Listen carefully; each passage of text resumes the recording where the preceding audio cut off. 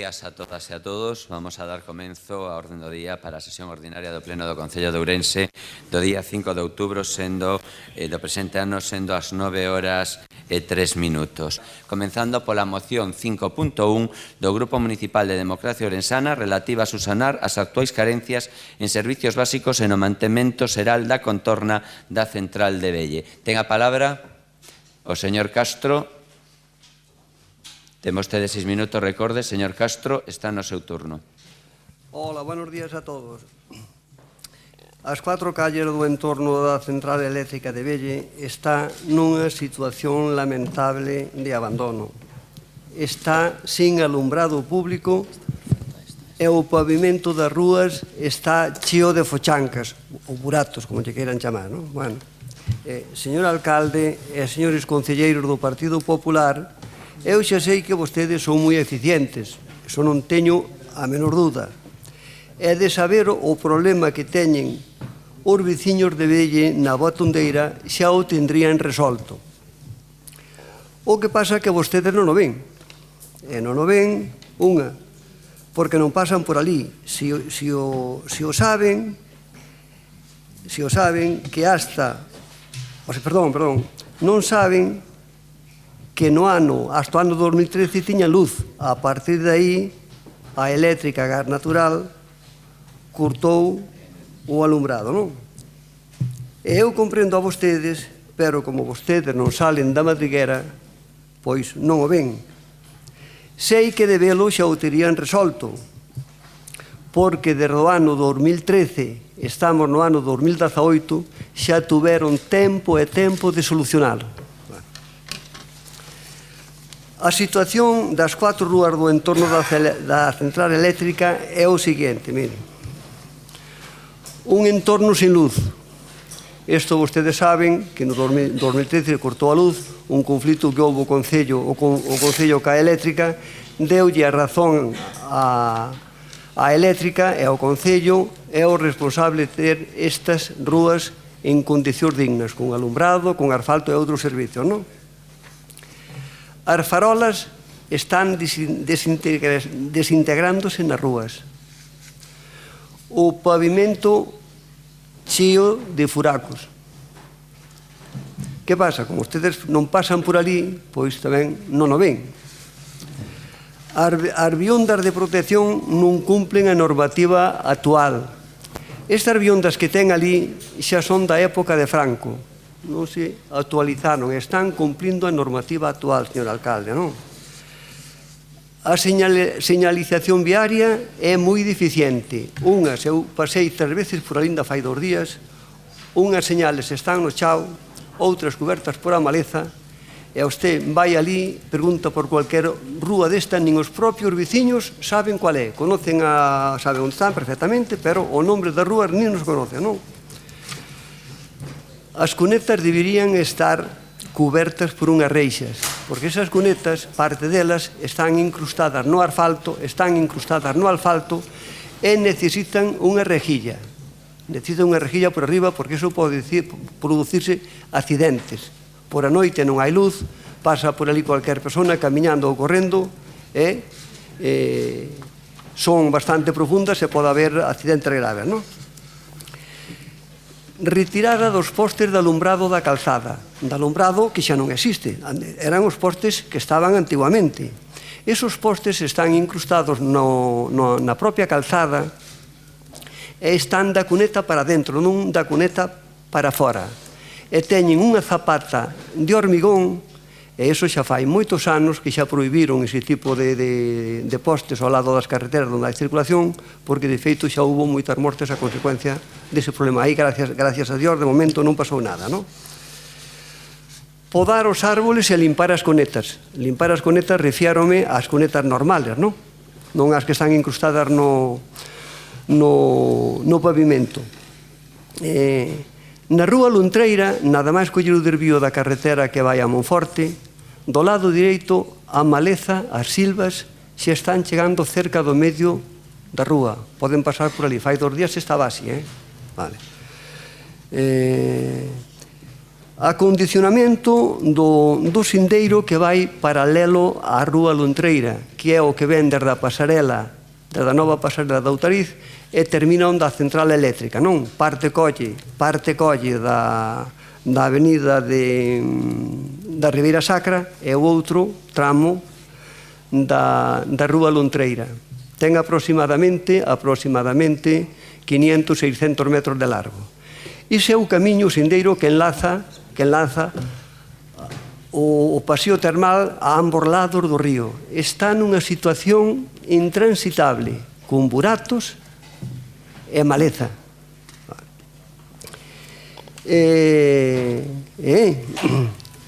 Os veciños da Batundeira, señor Araújo, os veciños da Batundeira teñen que ir á parada de autobús a oscuras, que non hai luz.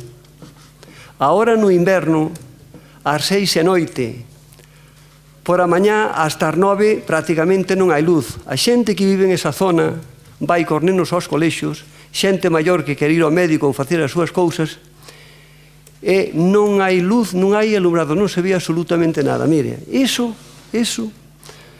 non pasa na aldea máis remota da provincia de Ourense, non pasa iso, porque teñen que ter uns servicios mínimos. Pasamos, por tanto, a votación da moción tal cual foi presentada polo Grupo de Democracia Ourensana. Votos a favor? Votos en contra? Abstencións? Por tanto, por unanimidade, non falta ninguén no pleno, 27 votos sí, 0 non, 0 abstencións. Pasamos ao seguinte punto de orden do día, moción do Grupo Municipal Democracia Ourensana relativa á construción e posta en funcionamento dun velódromo na cidade de Ourense. Ten a palabra o señor Pérez Jácome. Ten vostede la palabra. Buenos días a todos. Antes dijo Javier Rey que, diciendo el gobierno, ustedes son capaces de hacer nada, le dijo al gobierno. Sin embargo, el PSOE le va a apoyar un plan de inversiones. Entonces, si son incapaces de hacer nada, no sé a qué viene a apoyar un plan de inversiones. Pero bueno. Y luego antes hubo un problema con los policías y los bomberos, porque no le querían dejar quitar los carteles. Entonces, señor alcalde, debería usted regularizar un poco eso, dejarlo claro, porque es normal que hubiera un intento de querer quitarlos, aunque la policía no se lo quería dejar quitar, porque como el señor Martiño tiene eso como un telderete, pues es normal que digan, hombre, si él lo tiene, pues nosotros también podemos. Recuerde lo que dijo el señor Martiño, esto es un salón noble que merece todo el respeto, y lo tiene como un telderete su asiento. Bueno. Solo un segundiño, perdón. É que non din orden de que non puseran letreros ou así, se eu quero decir... No dije que usted lo pusiera, digo que la policía intentó que no quitaran letreros arriba. Pues, vale, y le estoy diciendo que lo regularice porque casi hay una bronca arriba.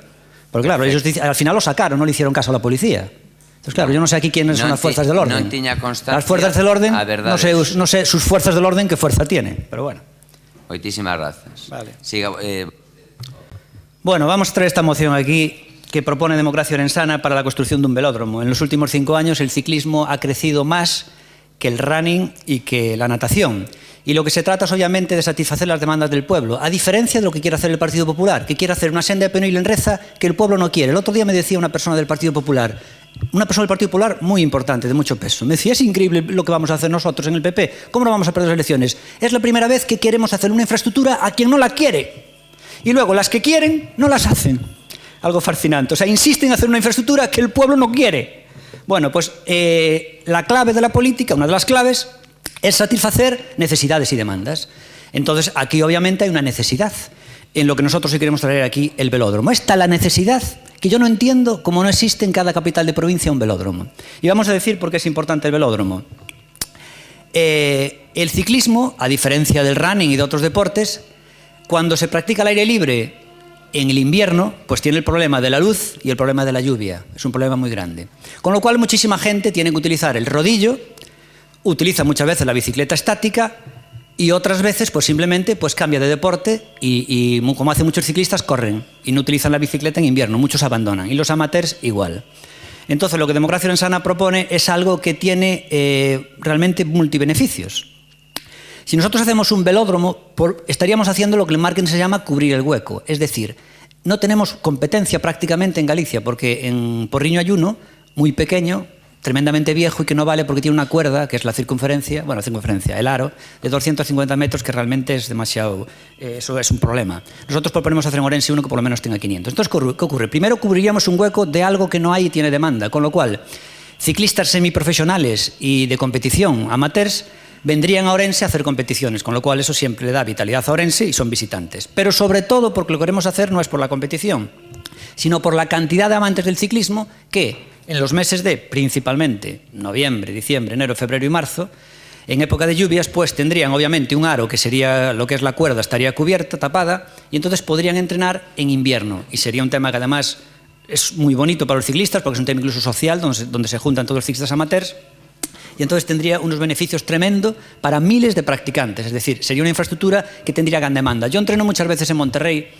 y es increíble porque es una infraestructura que está infrautilizada. Yo creo que allí entrenan 30 personas a la semana, que realmente eso no es nada, 30 personas a la semana, aparte de competición. En este velódromo entrenarían miles de personas, muchas más que las que compiten. En Monterrey realmente se utiliza solo para competir, con lo cual se están pagando muchos impuestos para muy poquitos. Sin embargo, aquí sería al revés, la pirámide sería al revés. Con una inversión muy pequeña se haría un velódromo y tendrían miles de practicantes. Es una infraestructura tremendamente útil.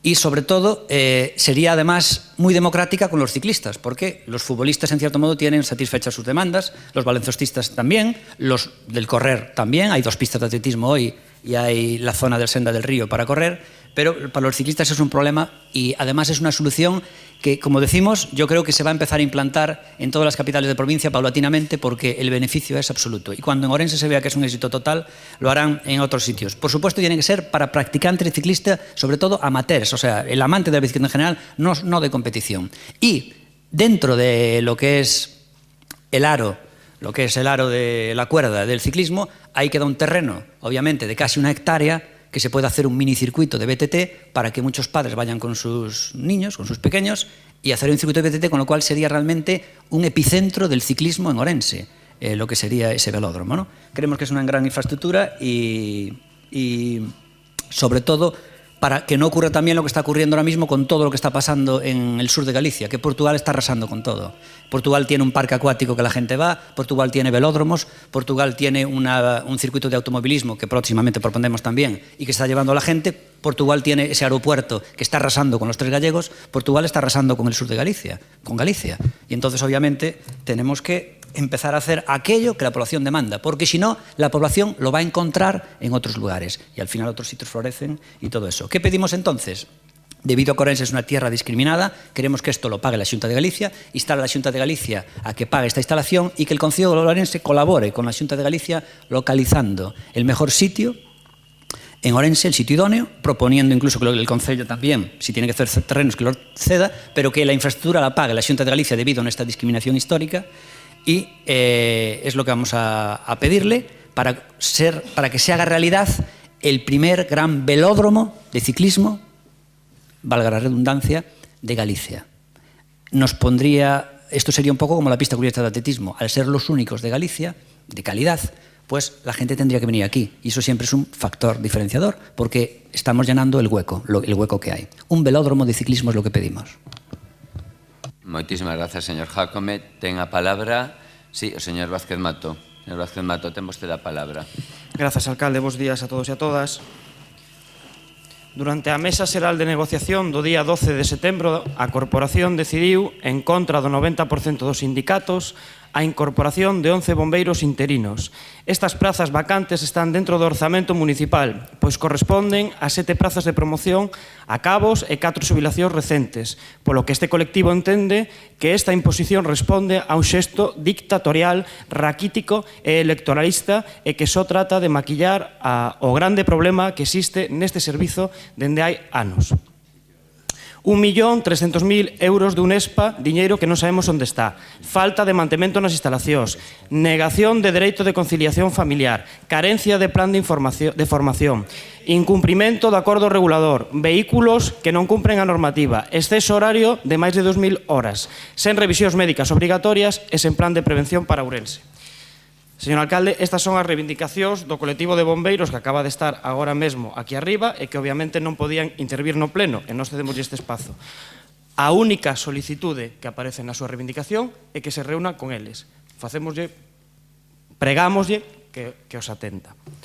Perdón, que ademais o fixen mal agora. Sí, un segundiño. Ten vostede unha chamada a orde, vale?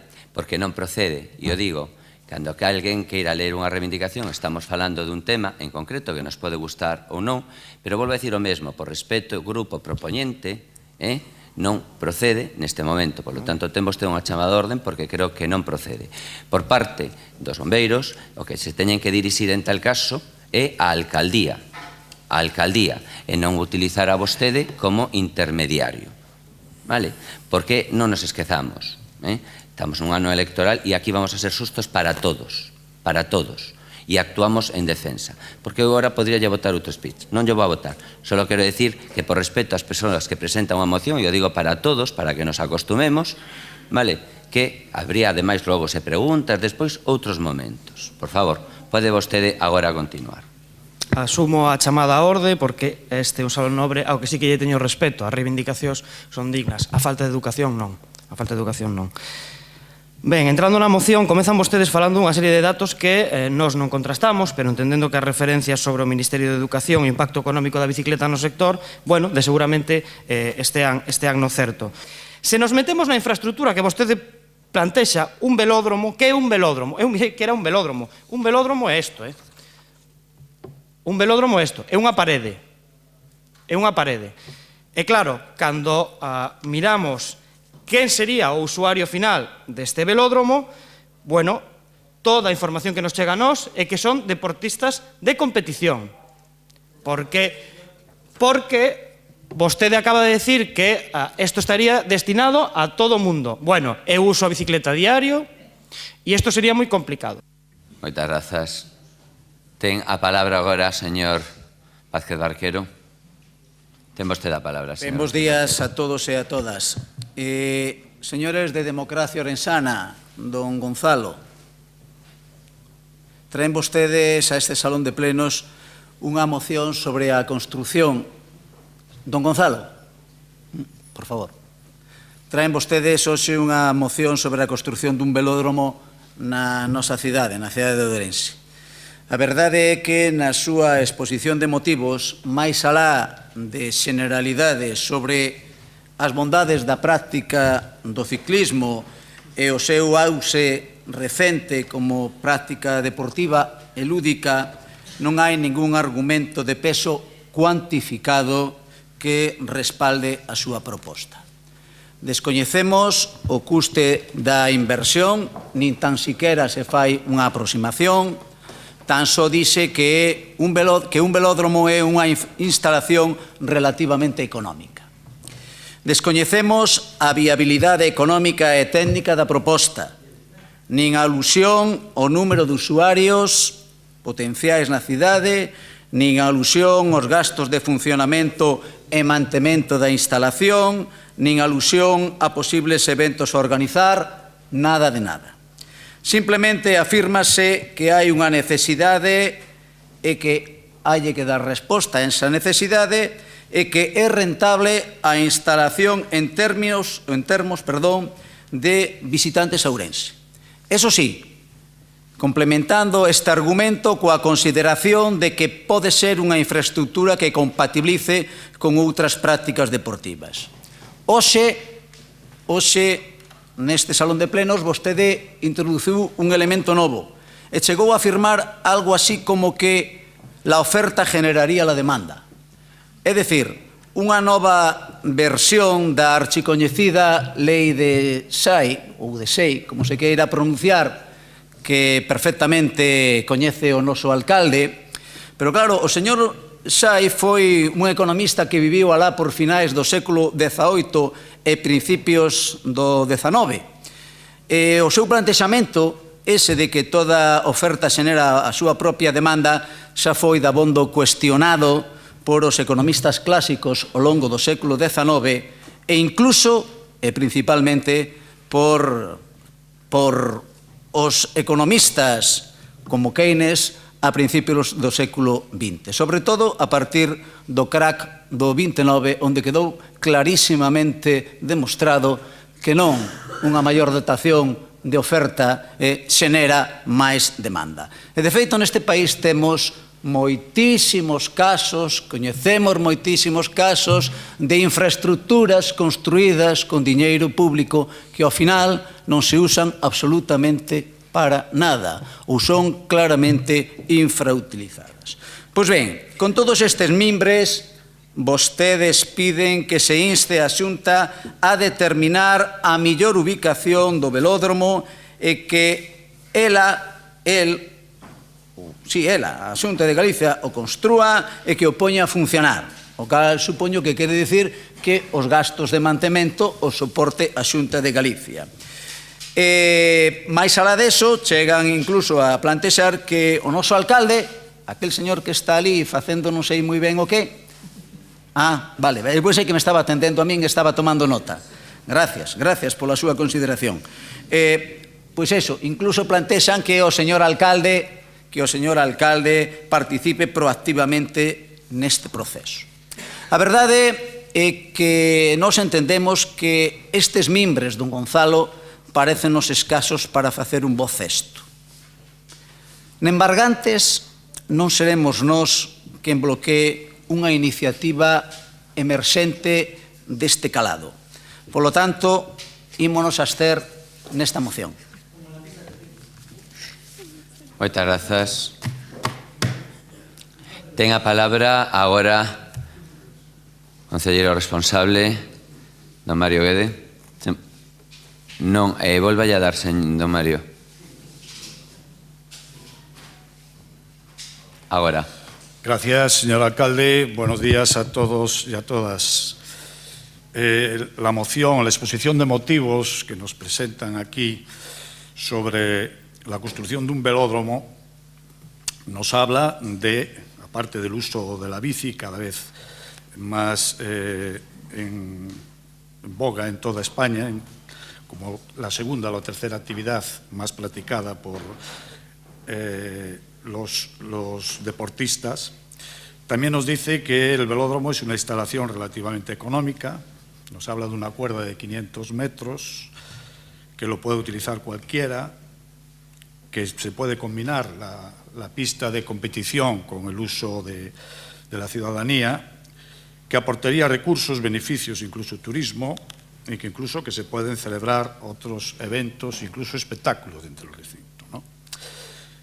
Efectivamente, los que usan la bici, ¿no?, pues son cada vez más, pero yo creo que la tendencia se orienta hacia espacios en contacto con el entorno natural, no precisamente dentro de un recinto cerrado. La encuesta de hábitos favorables, la encuesta de hábitos deportivos, así nos lo viene diciendo, que el ciclismo que la gente demanda es un ciclismo con bicicleta para hacer ciclismo en ruta, utilización de la bicicleta todoterreno, de espacios naturales, incluso las modalidades que están en boga ahora, como son el duatlón o el triatlón. Y un velódromo es, como decía aquí el señor Martiño, es una instalación singular. Un velódromo, para que sea homologado, tiene que tener unas condiciones mínimas. Las condiciones mínimas tienen que ser entre 250 metros de cuerda y 333. No pueden tener 500 metros de cuerda. Entonces sería ya no estaría homologado y ya no valdría para las competiciones oficiales. Por lo tanto, pues bueno, entendemos que la combinación de la bicicleta de uso diario con la bicicleta de competición no es posible. Y, lógicamente, no teniendo ni tan siquiera una sola licencia de pista en Galicia, pues yo veo absurdo la construcción de un velódromo. Muchas gracias. Moitas grazas, señor Guede. Pasamos a segunda quenda. Ten a palabra o señor Pérez Jácome. Gracias a Dios que quede acabada con esas palabras. Yo veo absurdo la construcción de un velódromo. Espero que cuando se haga el velódromo, cuando yo sea alcalde, ya lo prometo ahora, se construirá un velódromo en Orense. Cuando yo sea alcalde, a partir de mayo de 2019, haremos un velódromo. Y por favor, no se anoten a la idea, no intenten robarla, como intentan robar la pista cubierta de atletismo o el parque acuático. Esos señores ya votaron en contra de la pista de atletismo. Aquellos, dijeron aquello de que no se podía lanzar la jabalina, también no votaron a favor. ¿Vale? Con lo cual, ustedes acabarán sumando a la idea. Cuando uno propone una idea innovadora Y todos los demás, como ustedes, ¿se abstuvieron o creo que votaron en contra el PSOE? Y Leones como igual. Bueno, sí, bueno, no votasteis a favor, no lo apoyasteis. Bien, pues ahora, cuando una idea innovadora, veo que todos los demás se ponen en contra, es que vamos por buen camino. Cuando trajimos las escaleras mecánicas aquí, todos se echaron a reír y dijeron que esto no puede ser fruto de una noche veraniega, dijo aquí la señora Heitos. El otro día prácticamente todos, menos Orense Común, votaron a favor. Ahora Orense Común ya se suma a la pista de atletismo. Vale. O sea, primero estaba en contra, ahora ya se van sumando. El parque acuático, el otro día votaron a favor. Se rían, pero el otro día votaron a favor por si acaso. Ya se van sumando. Y lo del velódromo me para igual. Mira, respecto a Barquero, pues decir eso, lo que decía de la oferta y la demanda. Mira, vamos a ver, primero, efectivamente, vale, escúchame. Lo que quise decir es que la oferta tiene que satisfacer la demanda. Pero al revés, vale, pero escúchame, la oferta tiene que satisfacer la demanda. Pero en cualquier caso también podría ocurrir lo siguiente, que la oferta cree la demanda, porque por ejemplo, aquí hay muchos productos que nadie reclama y cuando se pone una tienda con esos productos empiezan a comprarlo. Aquella frase que decía, creo que era Pushkin, que decía, tú monta una pocila que ya aparecerán los cerdos. ¿Vale? O sea, que hay las dos formas del marketing. En cualquier caso, vamos ya con el tema técnico. Señor experto en deportes, yo dije claramente que la finalidad de esta construcción era principalmente para los amateurs, para los amantes de la bicicleta. Y como último tema, los competidores, ¿vale? En cuanto va a ser el coste, cuando decidimos que no va a ser un coste, pues obviamente va a ser un poco más que la pista de atletismo, no mucho más. No queremos hacer un velódromo de 42 millones. En cualquier caso, dice Barquero que hace falta un estudio de viabilidad. Lo tiene que pagar la Xunta. ¿Qué estudio de viabilidad? Con la discriminación que tiene Orense, y me hablas de estudio de viabilidad. Hombre, por Dios, para hacer la Ciudad de la Cultura se hizo estudio de viabilidad. O para la Televisión de Galicia, que gasta 100 millones de euros al año, hay estudio de viabilidad. Y tú vienes con esos rollos para Orense. Venga, hombre. Y luego, mire, nosotros queremos hacer lo pone aquí, de más de 500 metros, hombre. Como pone hasta aquí, Velódromo Duke Gray, en Inglaterra, abrió el 28 de noviembre de 1999. Tiene una cuerda de 800 metros. Muchísimas grazas. No seu argumentario existe unha incomprensible fobia ao desplazamento en bicicleta.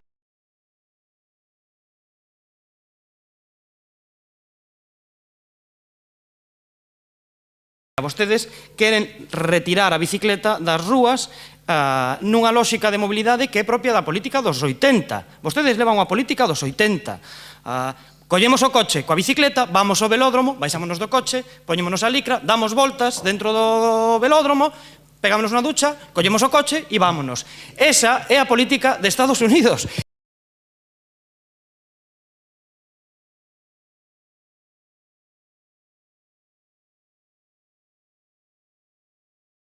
Eu convídote, Jácome, a que abandones un pouco a Trump e ves a esos países onde hai calidade de vida. Calidade de vida. Os 4 primeiros países mundiais en calidade de vida que non teñen este modelo e onde a bicicleta ocupa un lugar fundamental nas rúas.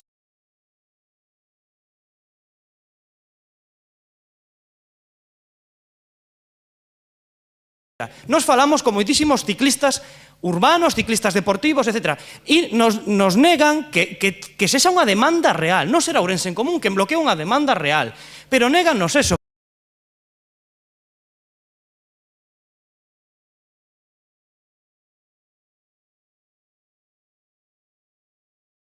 Porque andar en bicicleta é moito máis aló que dar voltas alrededor dun circuito. Rodar, botarse a rodar nas ribeiras do Miño, en grupo, é moito máis. É facer deporte, pero tamén é disfrutar das ribeiras do Miño.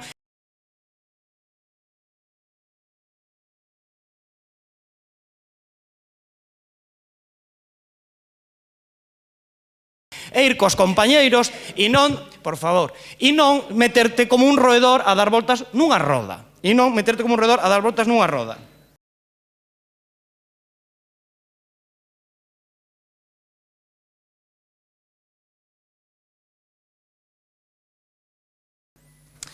Para rematar, insisto, non seremos nós os que neguemos que haya un velódromo en Ourense. Nos poderíamos apoialo, por suposto que sí. E máis, con esta lógica de que, bueno, nos pedimos aos Reis Magos que a Xunta de Galicia que veña aquí e que o pague e que fagan todo, non? Pero nós non creemos en que como houbo despilfarros noutros lugares, queremos que en Ourense haya despilfarros. Nós non creemos na política de aeroportos sin avións, na política da Cidade da Cultura. Acabas de decir, para xustificar a petición deste velódromo, que como na Cidade da Cultura gastáronse miles de millóns de euros, pois queremos o mesmo.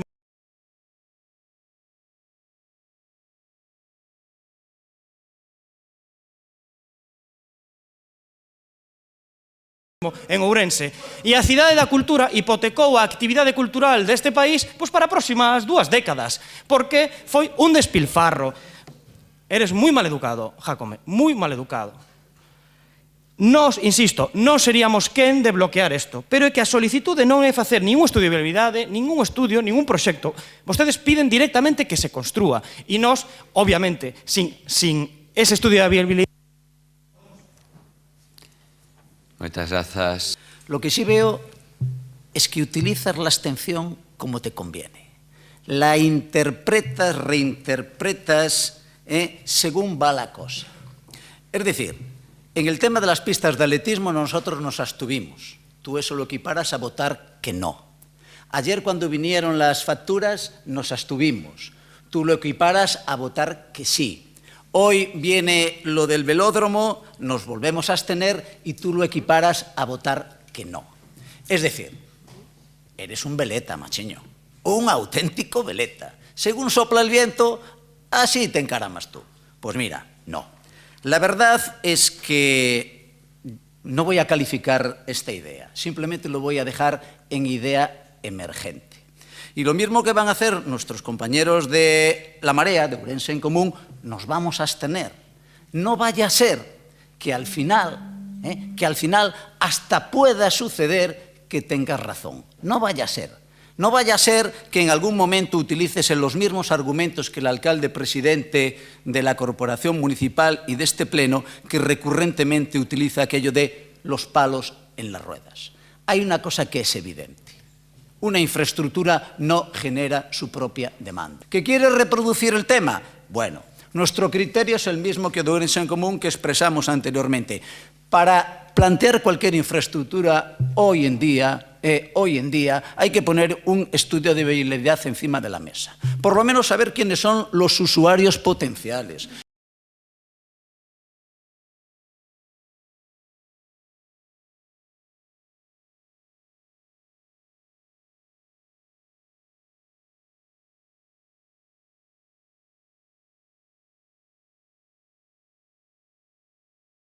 ¿Cuáles van a ser los gastos de mantenimiento? ¿Vale? ¿Cuáles van a ser, digamos, los eventos que se prevé celebrar allí? Eso es lo mínimo. Y no te has preocupado ni de hacerlo. Has venido aquí con una propuesta baldía, totalmente baldía. Repito, nosotros no vamos a entorpecer el desarrollo de tus magníficas ideas. Moitas grazas. Ten para rematar esta segunda agenda o señor Guedes, se así o desea. Gracias. Efectivamente, señor Jácome tiene usted razón.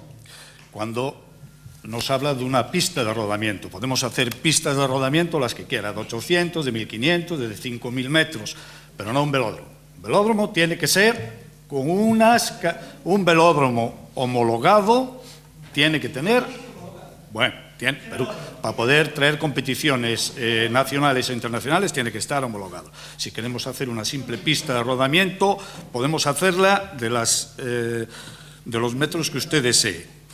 Insistiendo en lo que decían mis compañeros aquí, de los diferentes grupos, efectivamente, yo no sé si para la construcción de este velódromo, siendo la financiación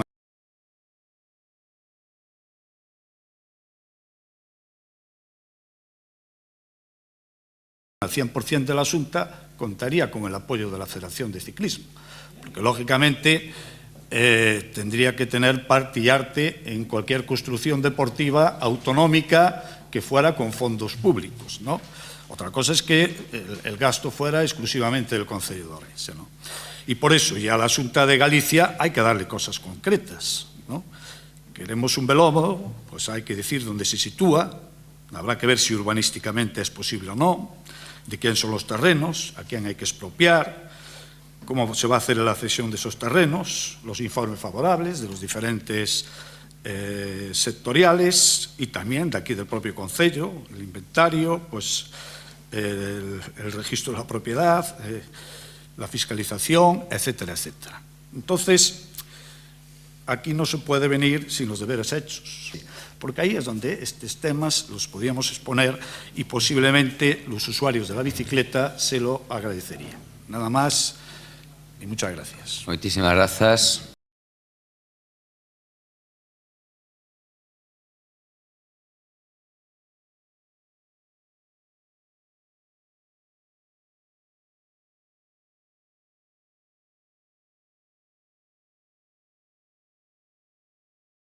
Barquero antes dijo que yo soy un veleta porque utilizo las exposiciones según me conviene. Claro, si una propuesta va a salir adelante y tú te abstienes, pues impides que salga adelante. Por otro lado, si se va a entorpecer algo, no va a salir adelante y con tu abstención favoreces que no salga, pues estás inclinándote a la otra balanza. Es decir, en una abstención, cuando tú puedes inclinar la balanza, favoreces que vaya para adelante o para el otro lado.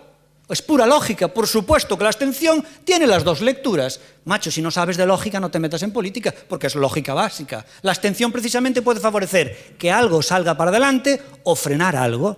Ayer, por ejemplo, vosotros os abstuvisteis para favorecer al PP y otras veces se frena. No entender que una abstención tiene las dos caras y decir que el que dice eso que es un veleta es que no tienes ni idea de lógica. Los tres Vázquez, porque ojo, ya está claro que ayer quedó un frente común. Los tres Vázquez, y Democracia Orensana. Pasamos, por tanto, á votación tal cual foi planteada, non habendo ningunha emenda. Votos a favor? Votos en contra? Abstencións? Queda, por tanto, rexeitada por 10 votos en contra, 8 a favor e 9 abstencións. Pasamos ao 5.3, moción do Grupo Municipal Socialista para instar ao Goberno Municipal a redacción e aprobación dunha nova ordenanza de publicidade exterior no Concello de Ourense. Ten a palabra... Sí, señora Rodríguez, ten vostede a palabra. Gracias, alcalde. Bos días a todos e todas. Comenzamos con unha moción, creo que bastante máis urxente, necesaria e realista que a anterior do velódromo, con todo o respeto.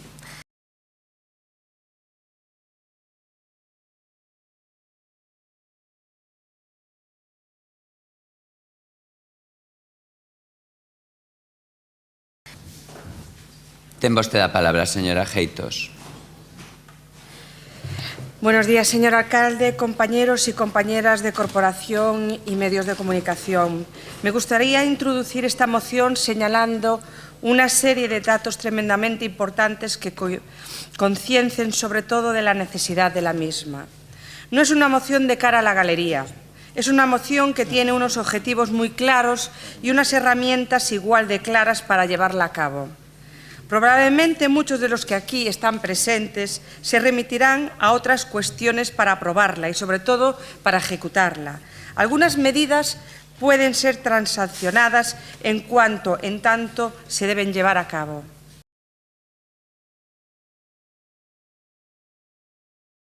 Ciudades como Vigo ya disponen de una bonificación en el impuesto de vehículos de tracción mecánica que alcanza el 75%. Concellos, incluso como el de Nigrán, ofrecen desde junio del presente año puntos de recarga municipal. Señor alcalde, señor concejal, estamos hablando de una moción que es una moción de calidad de vida, de una moción en la cual estamos todos pendientes, como agua de mayo, como bien dicen los agricultores, de ese pliego y esa renovación de autobuses. Tienen en sus manos, señor Araujo, por favor, señor Pumar, si fuera tan amable de escuchar, tienen en sus manos, señor Araujo, el plantear que una de estas proposiciones que hoy traemos aquí sea algo visible para esta ciudad. Y en sus manos tienen esa renovación de esos autobuses, como hemos visto en muchas ciudades como Pamplona, como Madrid, que ya sus autobuses... Gracias, señora Geitos. Vale, como antes decía Barquero, sin estudio de viabilidad. Así que vamos a hacer como él decía y nos abstendremos, ¿no? Compartimos tu ecopreocupación, ¿vale? Y Prol, mi compañero, además sugería que el origen de ese biogás, de ese combustible, fuese de la edar de Ourense, ¿no? Pero claro, era una moción y traía 3 hojas de exposición, traía mucha información, con lo cual ya podíamos partir de una base para ir preparando la moción. Y aquí tú traes 8 puntos en una hoja y media con muy poquita información. Yo realmente no he podido prepararla prácticamente como debiera ninguna de ellas. Vale, te voy a resaltar que tengo 3 muy concretas. Lo de la feria municipal del coche verde. Antes hablábamos de demanda, pues hombre, deja que se genere o colabora a que se genere y después ya veremos cómo colaborar desde el ayuntamiento, ¿no? O tráelo en una moción aparte, porque la idea me parece muy buena, es decir, está bien. Idem de la 4, que también es muy buena. Camiones de basura y autobuses, vale, perfecto, que están en precario. Bueno, pues traigámoslos en una moción aparte o cuando se vayan a hacer el pliego de condiciones que se exija, ¿vale? Porque además matizas, dices, el 25% de la flota que sea verde, ¿no? Porque el 25, no sé en qué te basas tú para eso, ¿no? Puede ser el 40 o el 100 o el 10, ¿no? Entonces, también te emplazamos a que lo traigas en una moción aparte, que seguro que la apoyaremos. Y ya por último, por ejemplo, en la 6, que habría que matizarlo mucho. Hay 100 taxis en Orense. No sé si os referís a biogás, eléctricos o híbridos, pero en todo caso, dile tú a los taxistas que compren, pues eso, 100 Teslas, que cada uno vale 100.000 euros. O los 20 vehículos que necesitan de inmediato en el parque móvil de la policía local, o en los bomberos que necesitan ya también. O sea, está bien, pero esto hay que exponerlo con números porque es un poco delicado apoyar esto en su conjunto. Así que nos abstendremos. Señor Araujo, si usted quiere tomar la palabra, sí. Bueno, está claro que Democracia Orensana en materia de mobilidades se abstén ou non participa, non? O como moito lle consulta a cidade de Pontevedra, que foi o discurso utilizado polo líder o dono de Democracia Orensana no pleno pasado. Por favor, señora Geitos, creo que ten enriba da mesa unha pregunta de votación por puntos. ¿A qué? ¿A votación de puntos? Sí, pero bueno. Pero, por favor, non se meten outras cousas, vale? Eu penso que Juana Geitos fixo un magnífico traballo, un traballo moi profundo que en algún xeito, pois eu entendo que algúns membros desta corporación non supero valorar, porque as excusas postas en riba da mesa non me parecen as máis axeitadas. Como ela é a persoa que fixo ese traballo tan importante, eu entendo que correspóndelle a ela decir se acepta esa petición ou non. Pero era o que estábamos...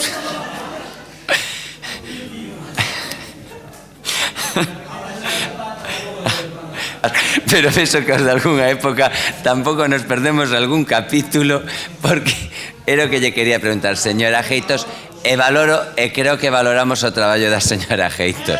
Señora Geitos, por favor, preguntáronlle se votábamos por punto ou non. Non. Perfecto. Procedemos, por tanto, a votar a moción tal cual foi presentada polo partido propoñente. Votos a favor? Votos en contra? Abstencións? Queda aprobada, por tanto, por 19 votos a favor e 8 abstencións, 0 en contra. Pasamos ao seguinte punto do orden do día, que é o punto 5.6, moción do Grupo Municipal de Ourense en Común para que o Goberno Municipal acometa de urxencia un novo ordenamento do tramo inferior da Alameda con fin de paliar os problemas derivados da instalación provisional da Praza de Abasto. Ten a palabra o señor Doval. Señor Doval, ten vostede... Gracias, señor alcalde. Fai uns días reuníamos ca veciñanza en defensa do Xardín do Posío como espacio emblemático da cidade e hoxe tócanos, para nós, outro espacio emblemático da cidade como é a Alameda que conocemos de toda a vida. No propio preámbulo da moción relátase un resumo breve da historia e evolución da nosa Alameda e o seu entorno. Señala solamente que nel falase que foi Horta do Concello cunha plantación de oliveiras. Pois eu pregúntome por que na recuperación da Alameda non volver a recuperar tamén as oliveiras, porque desde logo as moreiras que se instalaron ou caen ou morren de inanición no espazo. É unha simple suxerencia. Destacar tamén que a Alameda é unha mostra viva e permanente dos traballos do ilustre arquitecto Daniel Vázquez Gulías, a quen este Concello ten pendiente de rematar o seu expediente de honra aprobado por unanimidade neste salón de plenos. Tampouco esquezamos nesta historia da nosa Alameda a inxente actividade social e comercial da zona nos tempos pasados, que a ubicación da sede do Orfeón Unión Orensana ou os prestixiosos comercios da época, Almacenes Alfredo Romero ou Farmacia de Droguería Román Saco. Decía nun libro de Xosé Luis Méndez Ferrín Arrayanos, cando falaba daquel pueblo de Lobos Andaos, que no campo da feira o contorno estaba feito por unha grade de fundición e dous florós fabricados por Malingre. Dice textualmente, imitantes dos da Alameda de Ourense. Sería bo indagar algún día onde están os florós retirados e a balaustrada que había no seu día. Refírome no que hoxe chamamos Plaza Bispo Cesario. Na parte de arriba, onde está a parada do bus, había un peche, unha balaustrada semellante a que está en frente, con dous florós que misteriosamente desapareceron. Recordar tamén que os que temos certa edad, a Alameda era o recinto de ubicación natural das festas da cidade. Barracas, festas, e aí, nesa ubicación, ninguén se cuestionaba nada. Todo o mundo sabía onde eran as festas de Ourense. Por eso, temos que chamar a atención, porque se pasamos habitualmente pola Alameda, vemos a situación actual. A instalación desa nave dos placeiros ten un problema. Collamos un carrito do neno e tratemos de chegar á zona de xogos dos nenos. Pois tomarémonos ou saltamos por un xardín ou facemos unha gincana entre as mesas da terraza para chegar ao final e ter que dicirle a alguén que me botan a mão para baixar da terraza ao xardín porque hai tremendo escalón. Ou senón, porque isto xa preguntei en xunta de área, indicadores que me digan que para chegar á zona infantil hai que rodear toda a plaza porque por detrás hai unhas rampas, pero o normal é que se non hai indicación tú vayas directamente á zona infantil e nadie te indique que tens que rodear todo a nave aquela que hai ali para chegar á zona infantil. É dicir, a invisibilización do palco que dunha belleza impresionante ali quedou prácticamente enterrado. E logo, unha cousa que nos preocupa é que é unha zona de recreo para xente maior, para nenos que corren, que xogan, que pasean, e que, curiosamente, é unha alameda onde hai circulación de tráfico. E nadie a regula. É dicir, non hai unhas vallas que delimiten o tráfico nesa zona. É dicir, cualquier pode cruzar ali, sería o colmo dos colmos que atropellasen a alguén na alameda. Por iso, pedimos concienciación e poñerse maos a obra ca nosa Alameda. Nada máis. Ten agora a palabra o señor Pérez Jácome. Gracias. Antes, al terminar una moción y empezar otra que empezó el PSOE, terminamos una nuestra y empezó el PSOE, dijo Carmen da Costa, vamos ya con una moción que es urgente, necesaria y realista. Y luego dice, con todo el respeto a la que trajo antes Democracia Orensana. Ustedes fíjense, el aire de superioridad total. O sea, y después dice, con todo el respeto. Oye, si tan urgente, necesaria y realista era, cuando estuvisteis 8 años en el gobierno, ¿por qué no la cometisteis? ¿Lo dejasteis solucionado? ¿Por qué lo traéis ahora que está acabando el mandato si era tan urgente? Ahora que está acabando el mandato. Y además lo trae, lo presenta Carmen da Costa, un cadáver político que nadie la quiere en sus próximas listas electorales. Por favor. Y ve hablando por después, favor, despreciando a los demás, hablando... Non ten vostede neste momento a palabra, por favor. Está parado. Ten unha chamada o orden. Vale? Ten unha chamada a orden, señor Pérez Jácome. Por llamar cadáver político. Sí, sí. Pero si é un cadáver político. Non vou entrar nesa cuestión, porque vostede cada vez que se lle discute unha cousa ainda fai peor. Entonces, por favor, Yo no me lo puedo creer. por favor, O sea, pode vostede continuar, Gracias, por favor. Gracias. En el anterior mandato, que se llamaba aquí a Rosendo Pato Cojo constantemente, y al alcalde anterior, Pato Cojo, porque son aquellos que son los que están provisionalmente, que ya no van a repetir, y se llama así Pato Cojo, igual que es Carmen da Costa, le llamas cadáver político y tiene una llamada al orden. Solamente para es como usted es para un Pato Cojo porque, como no va a ganar las próximas elecciones, usted no aguanta en la oposición y va a dimitir. Porque usted, con orgulloso que es, no aguanta ahí replicando mociones ni loco. Ni loco. O sea que usted también es un Pato Cojo. Bueno, pues nada más. Hablando de esto del respeto que usted dice. Ayer Barquero me llamó Gonzalito y me dice, no, con todo el cariño. Oye, Barquero, cuando vas a las reuniones del PSOE, donde está el presidente autonómico Gonzalo Caballero, le llamas Gonzalito a veces. Ciñase le llamas texto, Gonzalito, por favor, ¿verdad que no? Ciñase o texto. ¿Cómo le llamas Gonzalito? Ciñase o texto, por favor. Bueno, mire una cosa. Antes, cuando Martiño le llamó al orden por salirse del texto, no le interrumpió en ninguna de las dos ocasiones. Así que a mí, la próxima vez que me dé una llamada al orden, haga como con Martiño. Me deja hablar y luego me da una llamada al orden. ¿Vale? No me interrumpa, porque a él no lo interrumpió. ¿Vale? Vale. A él no lo interrumpió. El minuto y pico, y no lo interrumpió nunca. ¿Vale? Si no sabe ser juez, no dirija los plenos. Entonces me hace gracia lo siguiente, porque Ourense en Común, que gracias a Dios está ahí, porque es la franquicia de Podemos, si no, no tendría ningún voto, y viene Ourense en Común, y cuando fue la moción de la Plaza de Abastos, que es uno de los mayores robos a Ourense, porque hemos cogido una zona verde y le hemos permitido que unas personas que están en reformas en un local, le dejamos instalar ahí unos negocios. Yo me imagino ahora que cualquier local que tenga un problema, tenga que hacer una reforma en un local, puede ir al Parque de San Lázaro, porque si están los placeros, a ver por qué uno no puede ir al Parque de San Lázaro. Bueno, pues unas personas ocupan la Alameda. Y cuando ocupan la Alameda, que es un crimen, eso sí que es zona verde, hombre, zona verde, si tanto te importan las zonas verdes, Martiño, ahí te abstuviste. Cuando nosotros opusimos que se fuera eso para adelante, todo lo que es el rollo ese y toda la reforma que se va a hacer, pagada seguramente por los orensanos, que se va a perder la subvención, porque como siempre se entrega tarde, hasta el 2020 está aplazada.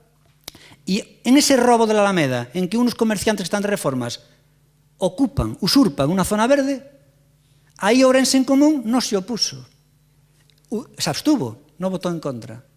Y ahora vienen que, oye, que ahí hay un trozo en la esquina de la Alameda que quedó por allí, que lo que tenemos que hacer, y piden o pleno do Concello, insta ao Goberno Municipal a cometer de urxencia un novo ordenamento do tramo inferior da Alameda, co fin de paliar os problemas derivados da instalación provisional da Plaza de Abastos. Pero si nunca estuvistes en contra, ¿de qué me vienes ahora aquí con los problemas que causan? ¿Pero de qué vais? O sea, cuando hubo que hacer algo, os abstuvisteis. Y ahora dices, tenemos que hacer algo contra los problemas derivados de la instalación provisional de la Plaza de Abastos. Mira, negamos la mayor. Lo que hay que hacer es quitar a los placeros de ahí y recuperar una zona verde.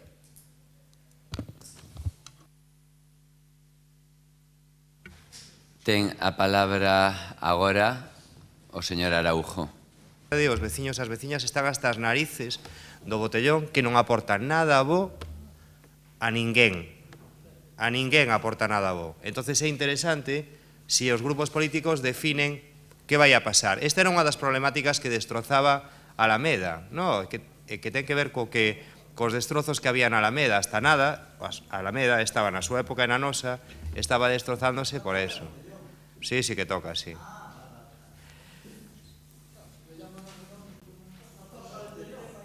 Si me permite o tempo, señor alcalde. Por favor, creo que son cousas bastante distintas. Aprendan a ser democráticos, por favor, que está moi ben. Vale, creo que son cousas bastante distintas. Vale, bastante distintas. E non entremos, porque unha cuestión a falta de respeto dun grupo que está sistemáticamente insultando. Outra cuestión, esperei por respeto porque se trataba, pero non procedía, repito, e aquí sí creo coñecer a donde vamos co seto de que este falando desto, porque se vostedes tamén veñen a facer política terán que entender que tamén nós temos que facer política e saber que a sociedade o que nós queremos. Vale, sin máis.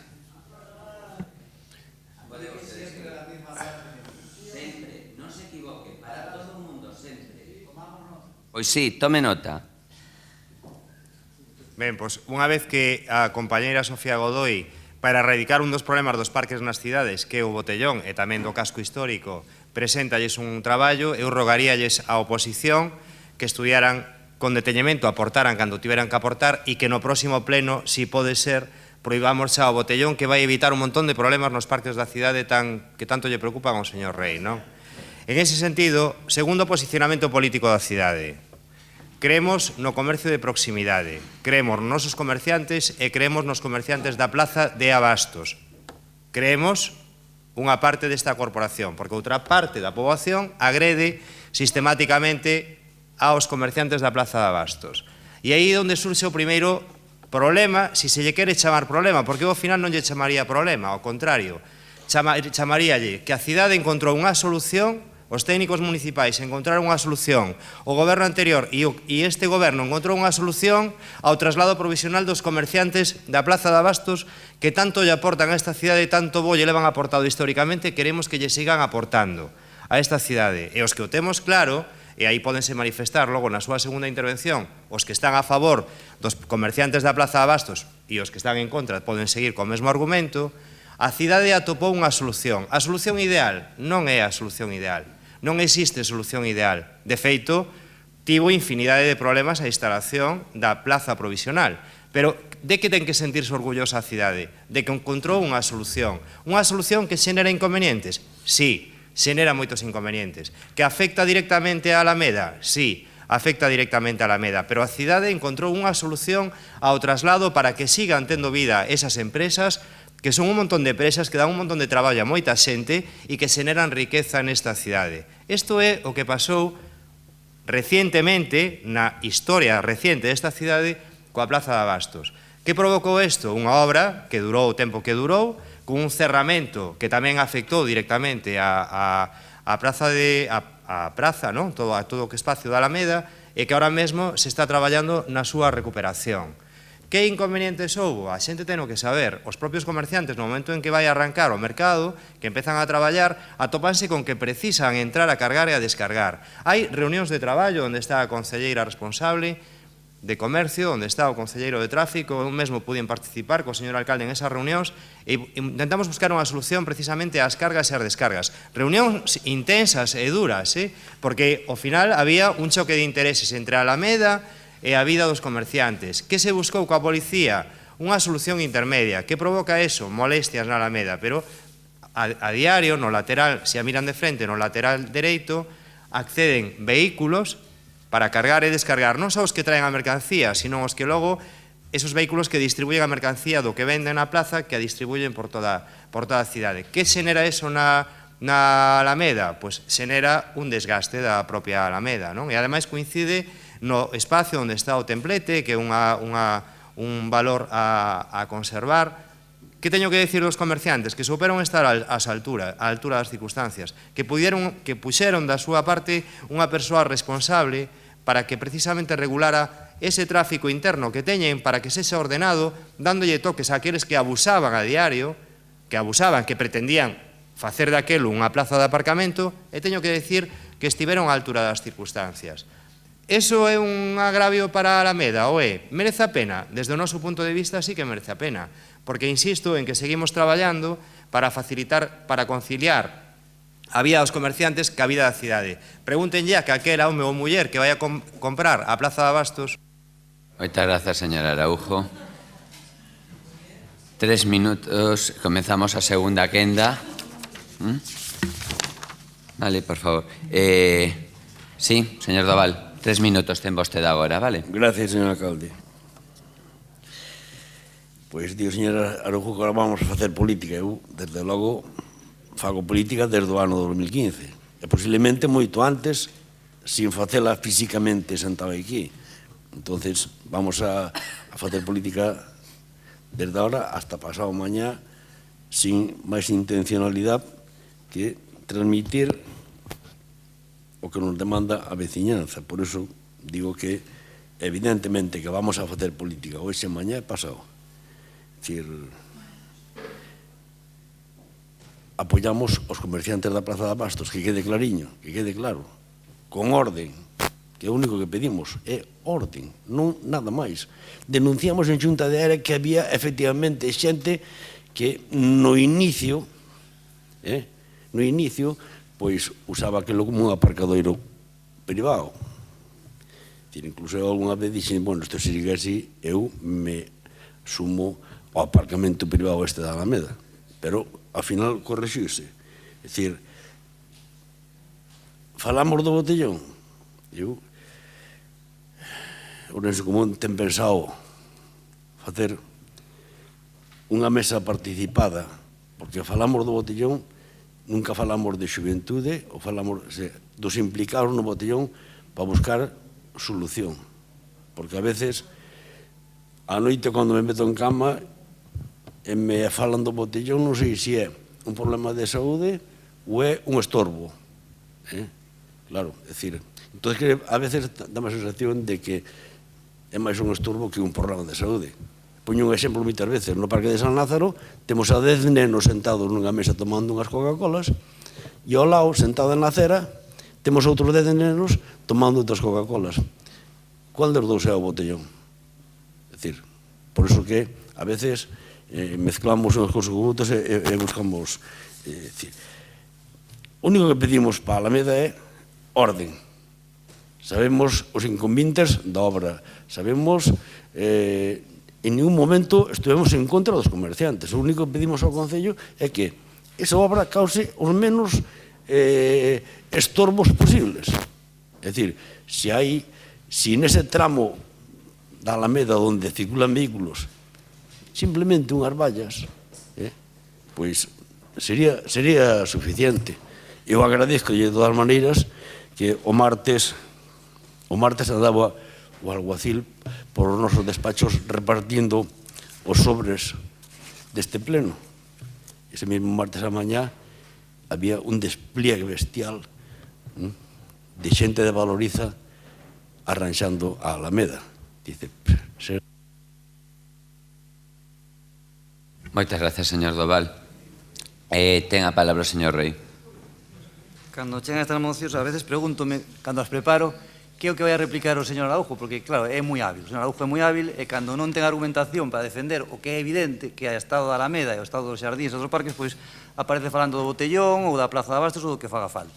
Pero, evidentemente, o botellón non toca nesta moción. Será por falar do botellón neste pleno. Creo que xa van 3 ou 4 mocións, 3 ou 4 debates intensos e cada un fixou a súa posición de unha forma bastante clara, incluído o Partido Socialista, onde as medidas represivas non son a solución, aínda que haya que prohibir. Pero hai outro tipo de circunstancias que significan que hai que gobernar para resolver o problema. Pero, en todo caso, eso non tocaría eso, máis alá que a Alameda efectivamente padeceu un problema de botellón que todavía non está libre de que se volva a reproducir. Dito isto, tamén combino co da plaza provisional, é dicir, a plaza provisional, ben ou mal feito, está aí. Pero o que pasa é que xa sabíamos que iba a estar aí desde fai moito tempo, e sabíamos que iba a ocasionar unha serie de problemas.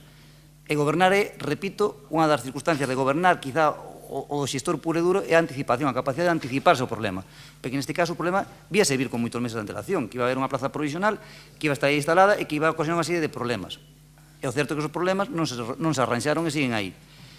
E o mesmo pasa co tema do proxecto definitivo unha vez que desaparece a plaza provisional de aí. É dicir, unha moción do Partido Socialista onde nós pedíamos que se fixera unha obra definitiva e que fora un orgullo para todos os veciños do Concello de Ourense. E que avances hai nesa moción? É unha pregunta que tenlle fago directamente. Fai 10 meses que aprobamos isto, fíxose algo neste terreno? Eu sospeito que non. Por lo menos eu non teño conocemento desto. Usted falou do botellón. Está falando de outras cuestións. Outros grupos tamén falando de outras cuestións que non creo que sean o xeto deste debate. Pero o que sí lle podo decir, ou baixo o meu punto de vista, é que o entorno da Alameda é un entorno que foi maltratado por este goberno municipal. Cando menos podemos decir que casi todo o que se podía facer pola zona da Alameda non se fixo. Os veciños deste entorno non poden estar nada satisfeitos. Non houve avances no que é o Paseo do Barbaña. Non houve prácticamente avances a que haya un proxecto dos 200 metros que faltan para unir os 14 kilómetros entre o que é a Molinera e o Ponte de Irmar Xesta. Non houve todavía na zona de Arburgas o concurso que se anuncia para licitar os apartamentos, a cafetería e o centro de interpretación. A Praza de Abastos tardouse por temas de subvencións e por temas de licitacións moitísimo máis do que cabería esperar para que este proxecto fora unha realidade e se empezara a arranxar. É dicir, prácticamente todo o entorno, incluída a propia Alameda, está abandonado polo actual goberno municipal. E, polo tanto, nos facemos a crítica política, e faltaría máis, vemos aquí a facer política, a poñer o noso punto de vista e tamén as nosas aportacións en positivo, pero non será porque non trouxéramos propostas durante esta legislatura para que o goberno municipal tuvera fácil e pudera recurrir incluso a nós a través dunha modificación orzamentaria, a través dos presupostos ordinarios ou a través do sistema que considera oportuno para levar a cabo estes proxectos que lle acabo de mencionar. Moitas grazas. Ten a palabra o señor Pérez Jácome.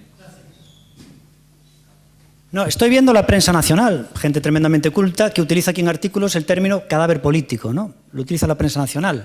Pero si ustedes prefieren el de pato cojo, no me importa en absoluto llamar a Carmen da Costa pato cojo, ningún problema, ¿no? Decir que me hace gracia porque antes, como lo que dijo, hay muchas formas de insultar, dice, siempre está el señor alcalde diciendo nosotros insultamos, hay muchas formas de insultar, como ya por ejemplo diciendo vamos ya con una moción importante, interesante, les está diciendo Carnosa son una merda, es otra forma de insultar. Fíjate qué importantes son las tuyas, que cuando empezaste a hablar, dijiste la moción, se ausentaron 3 concejales y 3 periodistas de aquí, quedó la sala medio vacía y se encontraron todos abajo. Se ausentaron 3 concejales, entre ellos el señor Doval, yo y otra persona, y 3 periodistas. Fíjate qué importantes son tus mociones. Me hace gracia porque decís que defendéis al comercio local. Fíjate hasta qué punto defiende el PP al comercio local, que hizo 3 inauguraciones el señor alcalde. Una en el Salón de Plenos con Leroy Merlin, que va a abrir en Orense próximamente, que va a fundir a toda la ferretería de Orense. Y le cedió el Salón de Plenos para presentarse, a ver cuando le ceda un pequeño comercio hacer eso. Fue a una inauguración en la calle del Paseo de CaixaBank, también pequeño local, el pequeño comercio CaixaBank, ¿verdad? Y luego fue a otra, en el Couto, de supermercado Gadis. Vaya comercio local, pero no os lo perdáis. Fue a 3 inauguraciones de grandes empresas. ¿Sabéis lo que hizo el otro día el señor alcalde apoyando el comercio local? Vais a alucinar. Cerró una zapatería en el centro de Orense.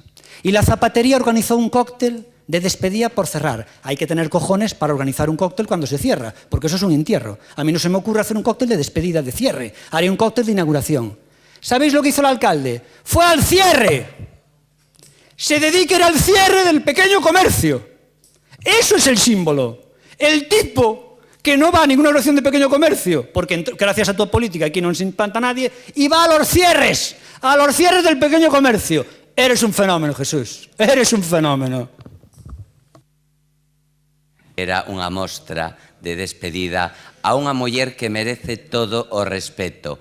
Marga Díaz, comercio orensá, comercio de calidad, herdeira xa de pais comerciantes, para ela que vaya, desde logo, o saúdo, creo que de unha gran parte. Polo que respecta a outras cousas, señor Pérez Jácome, non sei vostede. Na miña casa somos 2 homes e os 2 homes compramos e mercamos. Está moi ben, así yo digo tal claro. Ten agora, señor Araújo, pódese vostede casi despachar a gusto si quere, non? Porque xa... Vale, graciña, señor Araujo, ten vostede a palabra. Vale, por favor. Tranquilidade. Tranquilidade, un pouco de tranquilidade que nos queda moito. Ainda, se empezamos a subir así o volumen, non van facer falta micros. Centrándonos no mercado e na Plaza de Abastos, eu dicíalles o tema do posicionamento político porque me parecía importante, porque sí que temos un problema co botellón na cidade e sí lle agradecería que nos axudaran desde a oposición, por lo menos aqueles que o consideren como un problema, que nos axuden a resolvelo, porque aquí é onde a maioría é a oposición, e en ese sentido non o alarguen, porque non temos un problema de 4 nenos tomando unha Coca-Cola na terraza, mentras outros 4 están tomando unha Coca-Cola na acera. Ese non é o problema que temos. Temos un problema, por exemplo, o vivido na Plaza do Trigo. É imposible limpiar o espacio o día seguinte porque quedan os cristales incrustados entre as pedras, reventan as rodas das bicicletas que pasan por ali. O barrendeiro non dá feito a limpiar cristales, os veciños non dormen. É un asco.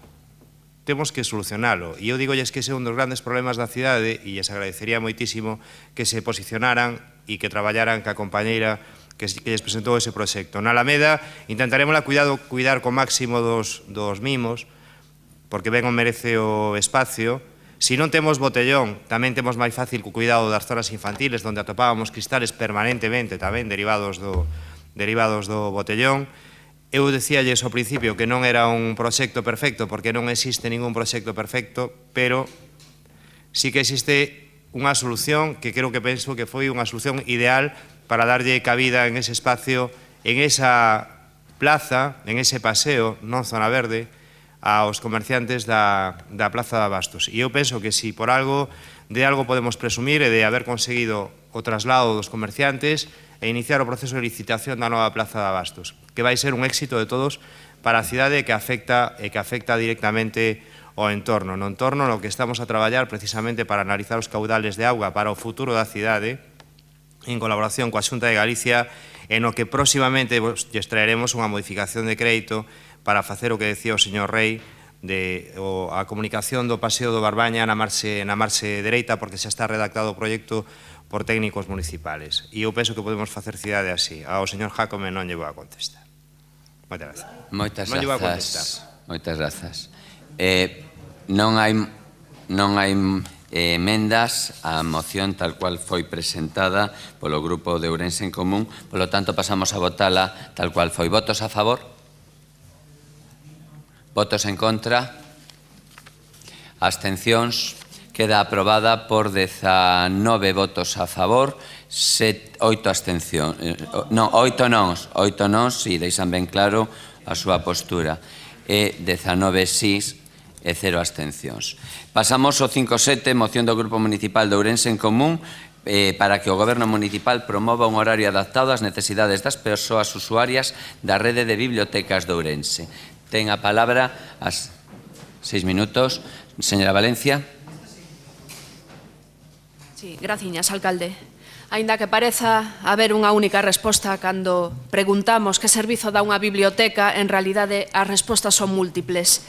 Están as respostas obvias, o acceso a libros, a material didáctico, a vídeos, a películas, a música, a documentación, a prensa. Están na biblioteca aquelas persoas que van a estudar, aquelas que só buscan unha sala para ler ou para consultar, como dicimos, esta documentación. Pero hai unha parte menos obvia, menos palpable de que son as bibliotecas e para que se usan. Partindo da base de que a biblioteca pública é en esencia un servizo público, con repercusión social, garante do acceso a información sen restriccións, protagonista da difusión da cultura, serve ademais para exercer a accións sociais que redundan na mellora da vida da veciñanza. E así non lo lembra o manifesto da UNESCO sobre a biblioteca pública, dicindo desta que é un centro de información que facilita aos usuarios todo tipo de datos e coñecementos. A biblioteca pública presta os seus servizos sobre a base de igualdade de acceso de todas as persoas, independentemente da súa idade, raza, sexo ou relixión. Debe contar ademais con servizos específicos para aquelas persoas que non podan valerse dos servizos ordinarios, como por exemplo minorías lingüísticas, veciñas con diversidade funcional, etc. Ten, polo tanto, unha clara función social, fundamentalmente porque a biblioteca é un servizo público, o que se pode acceder de modo directo sin ter que cumplir ningún requisito. É un pilar fundamental para a sociedade, garante do coñecemento, achega a cultura e é unha opción de aprendizaxe. Di Lluís Anglada, director do Consorcio de Bibliotecas Universitarias, que a biblioteca está máis preto da xente que do documento, porque procura que a información se poña ao servizo das persoas, proporcionándolle instrumentos e capacidades para ser cidadáns e non súbditos nun mundo no que o acceso e uso da información poden ser elemento de éxito ou de inclusión social. Esta é a razón principal que move as bibliotecas a exercer o seu papel dentro da sociedade. Non se trata simplemente de ofrecer coñecementos, senón que estes servan á sociedade mellorándoa. Avaliado este panorama, as bibliotecas públicas constitúense como unha institución de formación permanente, de inclusión social e porta de acceso á información. Claro que para chegar a isto é necesario dispor de fondos e recursos específicos. É moi importante tentar que ninguén quede fora da acción social das bibliotecas, sendo estas capaces de adaptarse ás realidades sociais que a poboación teña, converténdose nunha verdadeira ponte e catalizador das necesidades sociais, deseñando accións axeitadas para mellorar as realidades e leválas a cabo en colaboración cos colectivos afectados. E non é esta unha avaliación exagerada, e non o é porque a realidade coa que se topan moitos estudiantes é que non poden acceder aos servizos básicos para estudar na súa casa. Material informático, acceso a internet, luz axeitada, polo que a biblioteca pública convértese en garante de igualdade de acceso a unha sociedade formada, evitando calquera limitación ou exclusión. Esta é precisamente a clave do servizo social realizado das bibliotecas. Nos tempos de crisis no que nos atopamos son maiores e máis evidentes as carencias dos servizos públicos, pero debemos traballar para tentar reducir estas desigualdades que dicíamos, xa que as bibliotecas son conductores de facernos partícipes na evolución e mellora da sociedade. Señor Pérez Jácome. No, me hace gracia porque se está hablando mucho de los insultos en este pleno. Y recuerdo cuando Alfonso Guerra, hablando antes de la superioridad moral del PSOE, que tiene una superioridad moral, como los de Podemos, superioridad moral, cuando le dijeron a Alfonso Guerra que insultaba, dijo, yo no insulto, analizo. Y ahí todo se perdonó. Os recuerdo que Agustín, su predecesor, que también una vez aquí le llamó terroristas políticos a los adversarios. Le llamó terroristas políticos a Agustín. Ahora, de todas formas, recuerdo que fue Rosendo del PP, que tuvo mucho ingenio una vez, que estaba hablando con Carmen da Costa, que no le llamó pato cojo ni nada, y estaba diciendo a la concejala no electa que con ese nombre xa lle chega.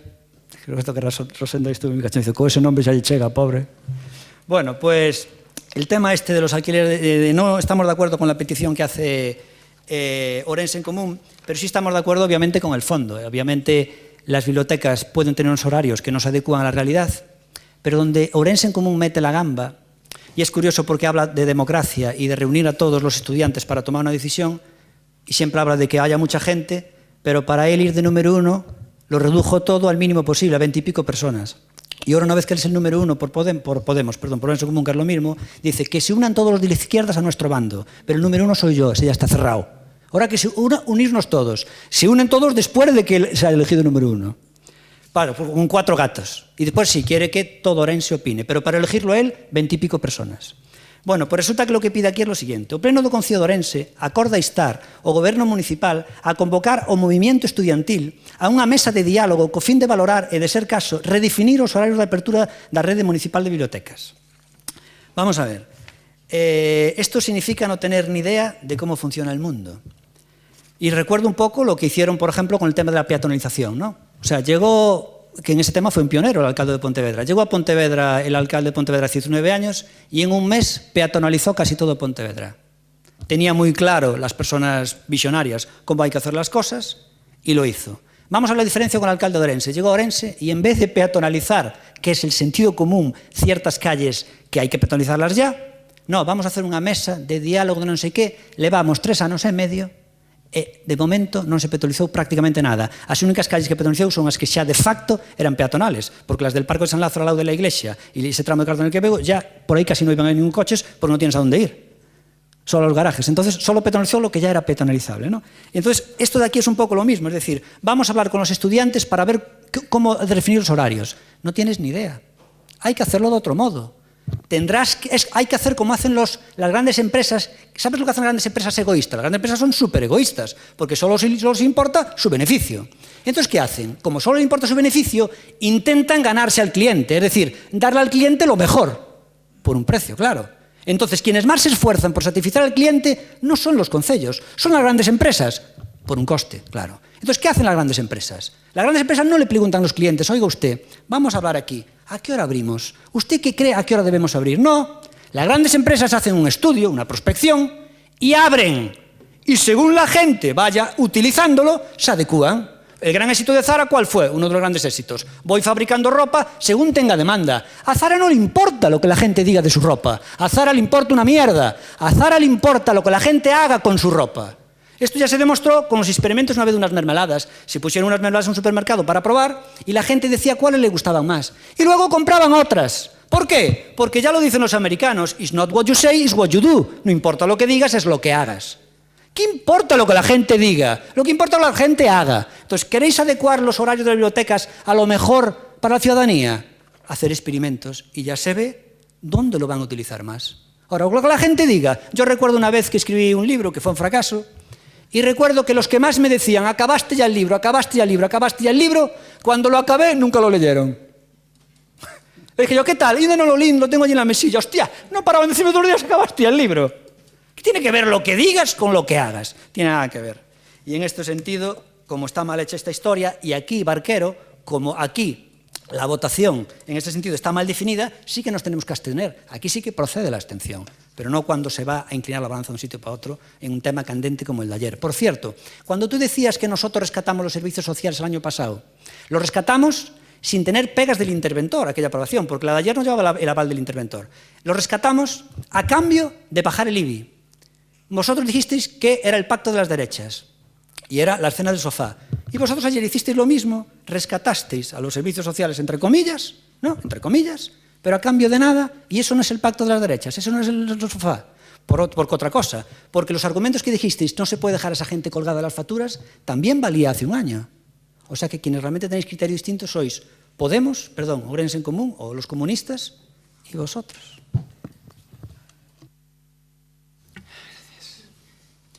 Ten agora a palabra a concelleira señora Iglesias. Ten vostede a palabra. Moitas grazas de novo, señor alcalde. As bibliotecas municipais de Ourense destacan a nivel de Galicia por a animación a lectura que levan a cabo todos os días de 18 a 19:30 e os sábados poucas das bibliotecas que están abertas municipais de 11 a 1 da mañá.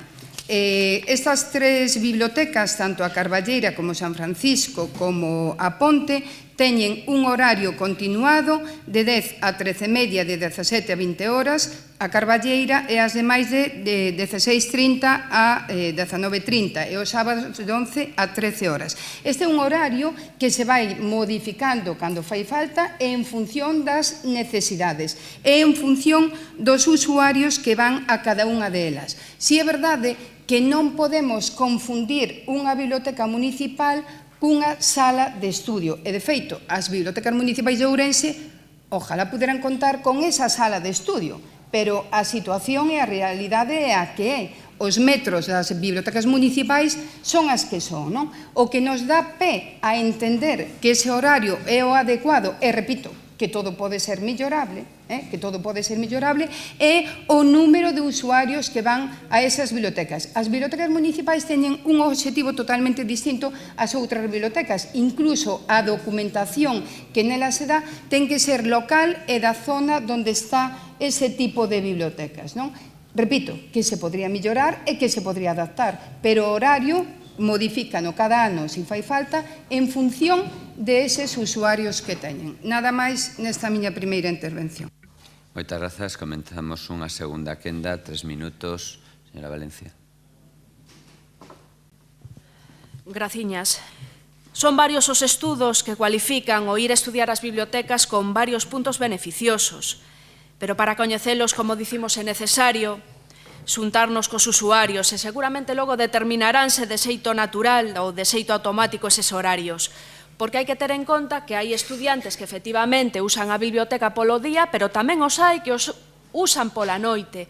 E relacionando isto coa miña intervención anterior, dicir que hai xente que non pode estudiar pola noite porque ao millor non se pode ni pagar o recibo da luz ou porque ao millor non pode ter acceso a internet e precisa acudir a unha biblioteca no horario nocturno porque ao millor está opositando e polo día traballa e pola noite estudia. Hai un sinfín de causas e de casos o que habería que darlles cobertura axeitadamente.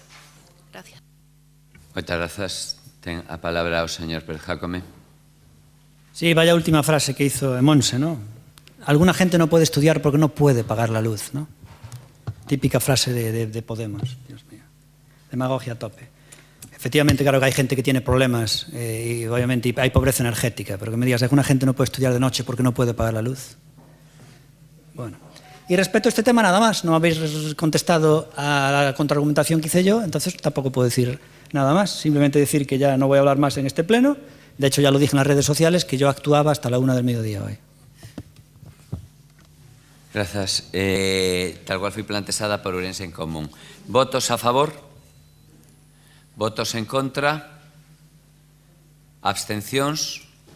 Queda, por tanto, rexeitada por 10 votos a favor, 10 votos en contra, perdón, 3 a favor e 14 abstencións. Pasamos á moción 5.8, moción do Grupo Municipal Democracia Orensana relativa á adopción de medidas para erradicar a proliferación de roedores na cidade de Ourense. Ten a palabra.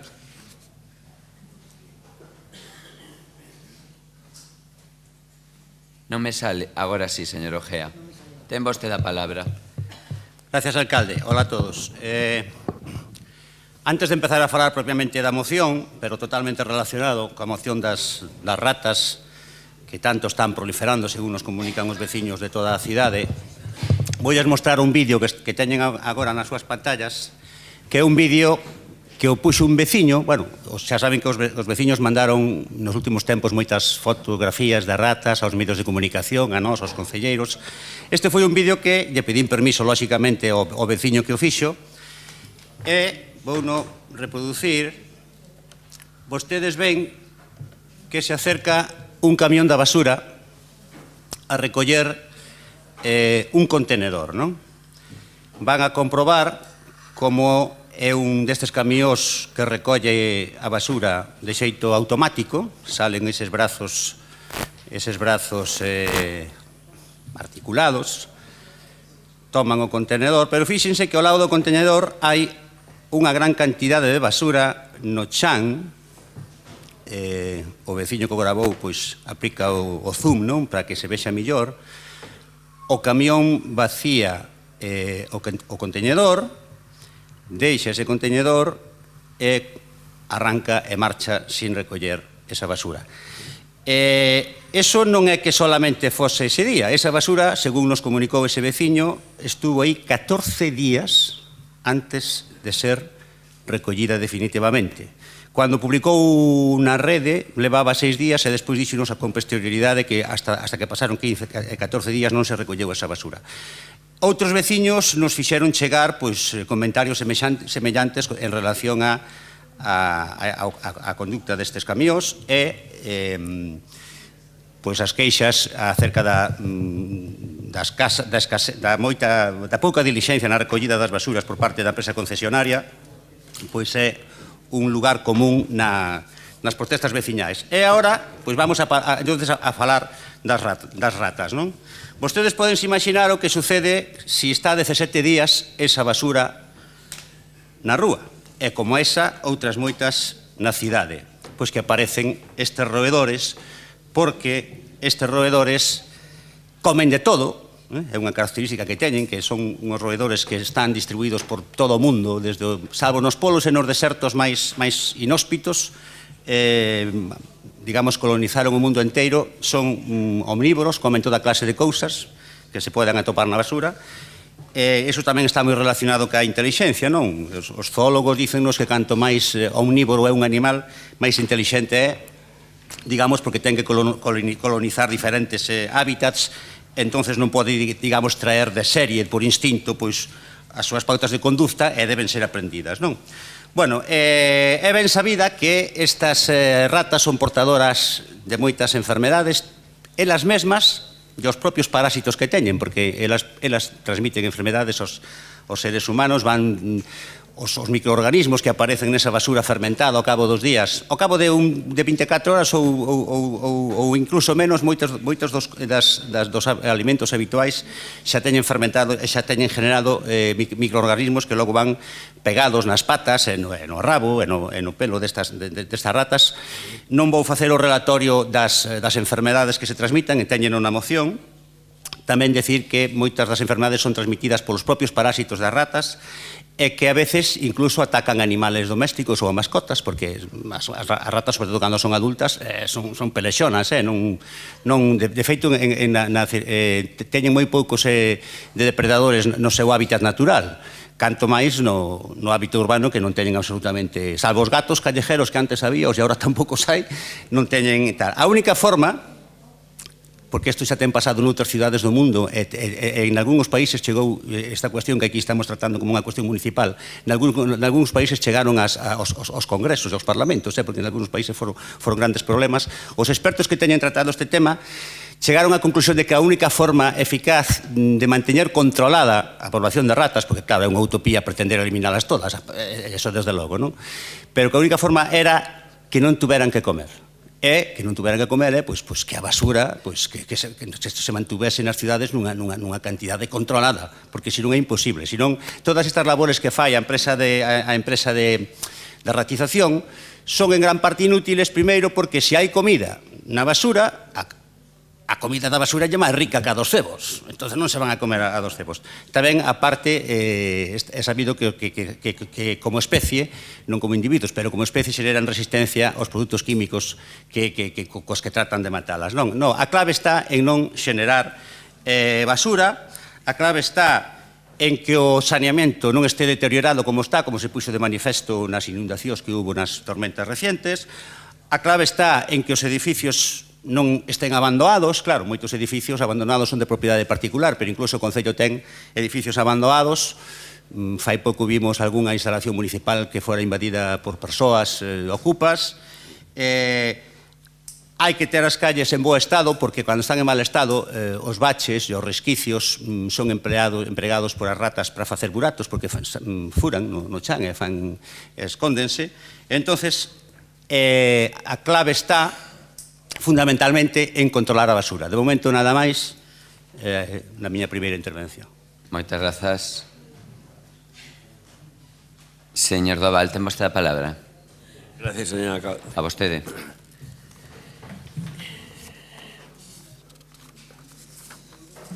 Eu non teño grabación nin vídeo,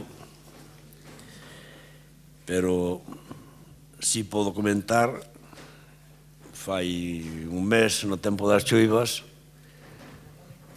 tomando uns pinchos nos viños, sorprendentemente, ca humedade dos tellaos, algunha destas ratas saiu voando e caeu no medio da rúa e non agouse, é dicir. As evidencias son as que son. Son moitas as queixas veciñais. Son moitos os avistamentos deste tipo de roedores nas rúas, nos xardís, prácticamente en todos os barrios da cidade. E últimamente se vían tamén na zona da Burga, debía ser polo calor. Motivo polo que coincidimos prácticamente na totalidade do diagnóstico que se expón nesta moción. Non se trata, do exterminio total, senón de manter un control axeitado que impida a súa proliferación de xeito descontrolado como está na actualidade. Teño a sensación de que os responsables da sensación de que non se tomaron esta circunstancia suficientemente en serio e os resultados aí están. O traballo da concesionaria non sabemos se é insuficiente ou ineficaz, pero o certo é que non foron quen de solventar o problema. É dicir, os pasados meses de xullo e agosto, sin dar datas exactas, todos recordamos as treboadas que caeron na cidade e que anegaron cantidade de rúas. Pois foi un momento álgido para que afloraran todo este tipo de roedores saindo á superficie. Foi o testimonio real de que a empresa ou non é eficaz ou non é suficiente o que está facendo. Nada máis.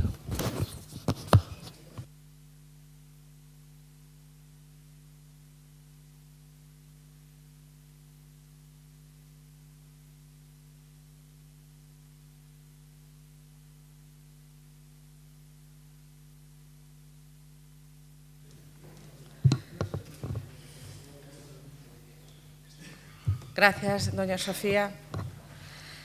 Estamos de acuerdo con la exposición de motivos del Grupo Municipal Democracia Orensana en esta moción.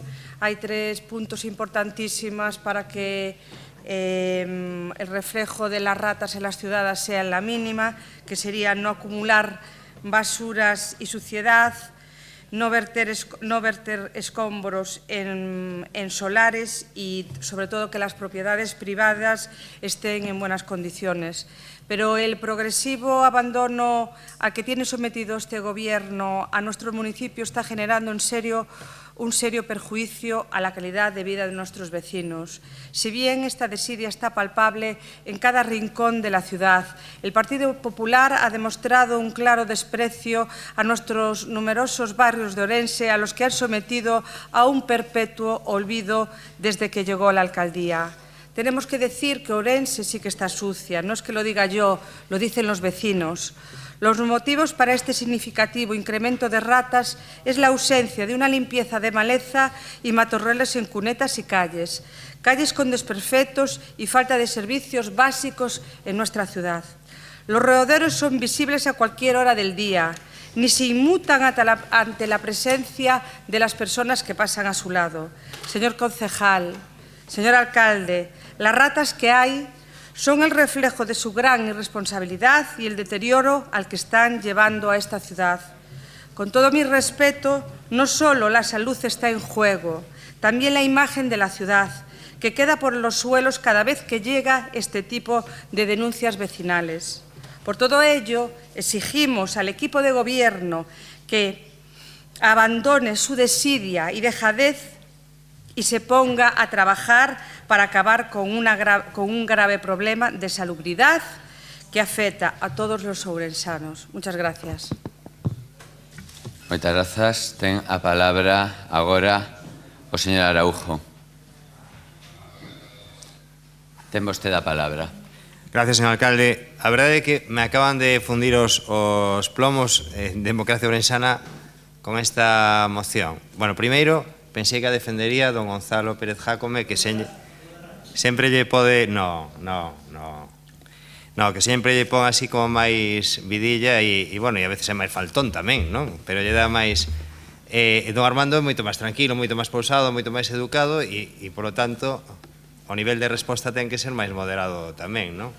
E, ademais, me enterneceu moito de que don Gonzalo me pedira disculpas. Esas dúas cousas me fixeron un proceso de sedación.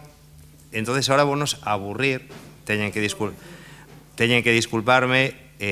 con o informe que me fan de como funciona o proceso de desratización e desinfección no Concello de Ourense. O Concello de Ourense dispón desde fai anos dun servicio de desratización e desinfectación no termo municipal. Mais concretamente, o último contrato administrativo firmouse o 29 de xullo de 2016, gobernando o Partido Popular. E acta de inicio de servicio o 25 de agosto de 2016. Este contrato tiña unha duración de 2 anos con posibilidade de prórroga de outros 2 anos. Este ano, en agosto, acordouse a prórroga deste contrato e está adxudicado á empresa Anticimex 3D Sanidade Ambiental. O programa debe ser dinámico e estar aberto a novos plantexamentos que permitan manter as poboacións de roedores e insectos nuns mínimos tales que non presenten riscos para a saúde pública e manter estes niveis mínimos. No Concello de Ourense faise un seguimento periódico das campañas e unha avaliación dos resultados. Generalmente, a actividade dos roedores limítase principalmente ás conduccións subterráneas, por as que se move tamén Democracia Orensana, rede xeral de alcantarillado, conduccións de alumeado público, rede semafórica, etc., así como as zonas axardinadas próximas a estas conduccións, solares abandonados, zonas con vegetación maleza, zonas próximas a ríos, de marxes de ríos. Programa das actuacións. Semanalmente, o equipo técnico responsable do servicio no municipio planifica para atender todas as incidencias e levar a cabo de maneira ordenada e rotatoria os tratamentos programados. Realízanse 3 tratamentos de choque anuais nos meses de maio, xullo e setembro, con presenza de 2 técnicos, aplicadores 5 horas 2 veces por semana, durante 4 semanas cada un. Ademais, realízanse 9 tratamentos de mantemento nos meses de xaneiro, febreiro, marzo, abril, xuño, agosto, outubro, novembro, decembro, con presenza dun técnico unha vez á semana durante 7 horas. A maneira de actuación é a seguinte. En cada visita de actuación, o primeiro que se realiza son os avisos e denuncias recibidas tanto telefónica como por escrito dos cidadáns, xeralmente a través da Consellería de Medio Ambiente ou da Oficina de Atención ao Cidadán. Unha vez estén realizados todos os avisos, se procede ao tratamento das rúas e zonas seguindo a programación establecida para ir realizando o mantemento de todas as zonas e sectores do municipio de maneira ordenada e periódica. Para levar a cabo estas campañas de forma eficaz e ordenada, dividiuse o termo municipal en 8 sectores ou zonas de actuación. O feito de levar a cabo a campaña dividida en zonas de actuación no municipio nos permitirá chegar a un maior coñecemento do mesmo, dosificar as cantidades de cebo e coñecer as zonas de maior problemática e, en consecuencia, dirixir as actuacións coa intensidade necesaria aos lugares máis necesitados, detectar posibles deficiencias na recollida de basura ou outras actividades que podan incidir directa ou indirectamente na problemática dos roedores. Cucarachas e outras plagas, planificar razonablemente as futuras campañas e comprobar a interrelación entre a problemática dos roedores e cucarachas no municipio e a climatoloxía, as zonas de maior densidade de poboación, zonas máis descuidadas, entornos de zonas húmidas, etc. Os avisos atendéronse con prontitude e se reforzaron as zonas con máis puntos de control nos rexistros de alcantarillado nas rúas. No último trimestre deste ano realizouse o servicio 2 veces por semana nos meses de xullo e setembro e unha vez á semana no mes de agosto. Seguimento e informe das actuacións. Trimestralmente emítese un informe no que se recollen por días todas as actuacións realizadas, así como todas as rúas tratadas, xa sexa por avisos ou as actuacións de mantemento. Recóllense estadísticas de avisos en función dos distintos tipos de plagas tratadas. Faise un informe das trampas ou dispositivos smart e faise un listaxe dos rodenticidas, insecticidas e material de apoio utilizado. Os avisos por avistamento de ratas na vía pública encóntranse na media e dentro da normalidade para as características dun municipio como Ourense, con alta densidade de poboación, un núcleo urbano antigo e cercanía aos ríos. Actuacións segundo trimestre de 2018. Durante o segundo trimestre deste ano houve un total de 75 avisos de roedores, dos cales 42 foron por avistamentos de ratas na vía pública. Os sectores máis conflictivos foron o sector 4, Carballeira, Mariña Mansa, con 10 avistamentos no trimestre, e os sectores 3 e 8, que é o centro de San Francisco e Cruz Alta, con 8 avistamentos en cada sector, en todo o trimestre. Durante o segundo trimestre de 2018 registraron 27 avisos de cucarachas, 3 no mes de abril, 5 no mes de maio, 18 no mes de xuño, coincidindo co aumento... Moitísimas grazas, rematou o seu tempo. Ten a palabra o señor Ojea. Gracias de novo, alcalde. O señor Arujo soltounos un relatorio acerca da actividade da empresa que trata de controlar os raticidas, eso. Nós en ningún momento criticamos esa empresa. Esa empresa, estou seguro da súa profesionalidade e da calidade do seu traballo, ou polo menos dá a impresión. A empresa que criticamos nós foi a da limpieza, a da recollida de basuras. A actuación da empresa de recollida de basuras, no caso concreto do vídeo, un procedimento concreto de recollida, pero hai, como saben vostedes, moitísimas máis queixas acerca do incumprimento. Témolo traído este pleno máis veces, e hai denuncias incluso das asociacións veciñais acerca deso. Nada que decir acerca da empresa que pon os cebos e que tal. Por certo, dicen os expertos que os redenticidas deben utilizarse só como último recurso, porque teñen unha eficacia bastante discutible polo que decíamos antes. No, a cuestión está en que se non se recolle a basura, a empresa esa pouco pode facer, porque eso inféstase en poucos días ou en poucas semanas. Xa saben vostedes que os roedores en general atópanse, digamos, no que chaman os expertos a base da pirámide trófica, non? O sea que a esos comenos os outros comen os outros, e a única defensa que teñen esas especies é a multiplicación, bueno, como as ratas, que xa decimos, ou como os lirós, como decíamos como decían os meus avós, chamaban lirós as ratas.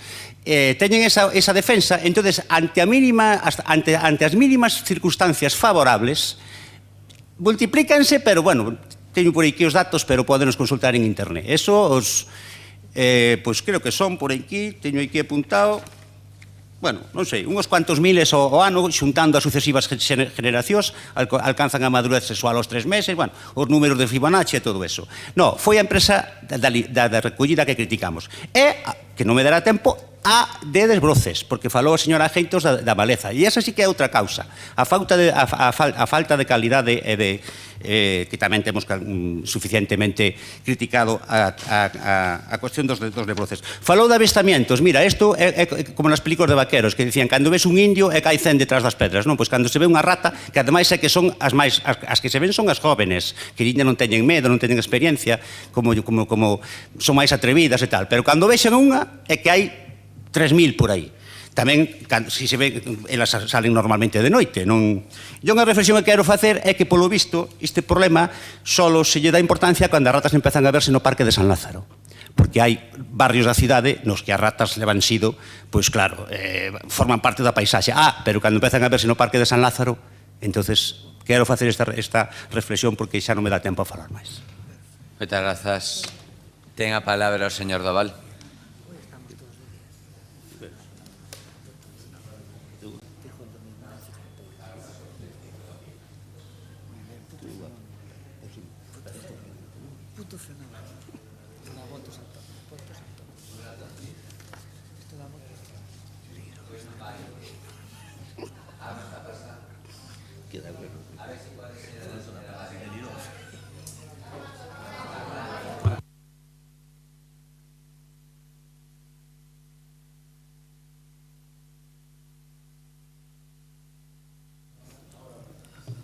Bueno, resuelto o problema.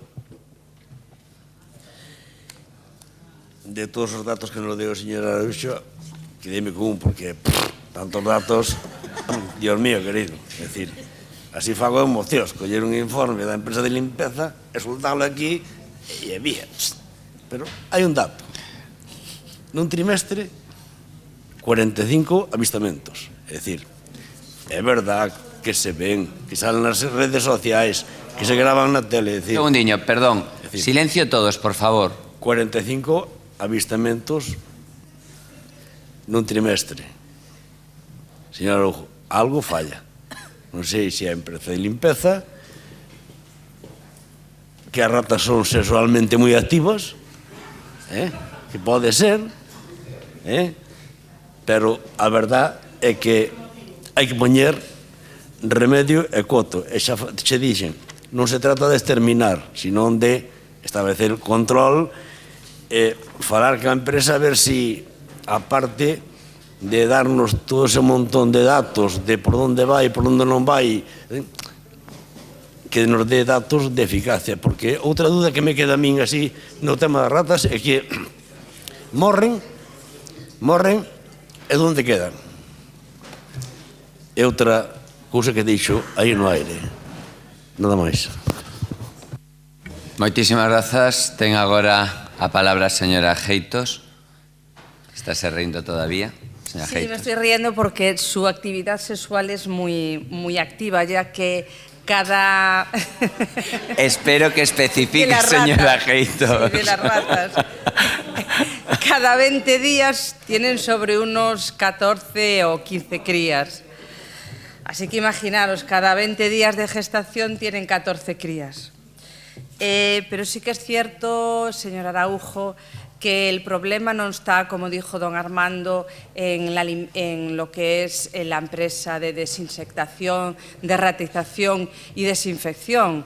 Ellos están haciendo un trabajo noble. Lo que pasa es que volvemos a decir que esta ciudad está sucia.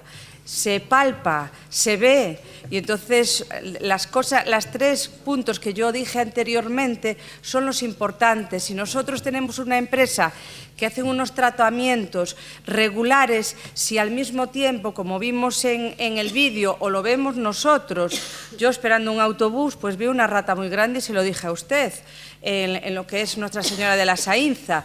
Lo que tenemos que tener muy claro es que nuestra ciudad tiene que estar muy limpia. Muchas gracias. Moitísimas grazas, señora Geitos. Ten a palabra para pechar esta segunda quenda. Coméntolle que ten 3 minutos exactos. Que ten 3 minutos exactos. O digo por si se pon a dar datos. Ten a palabra. Bueno, eu había dito ao señor secretario que se apartara porque preveía que iban a sair ratas por a televisión. Pensei que iba a haber vídeos de avistamentos de roedores. Eu fagolles unha reflexión na que non caeu ningún de vostedes, non sei se interesadamente ou non, que temos que regular, e de feito na nova ordenanza de limpieza vai expresamente esa como outras moitas cuestións.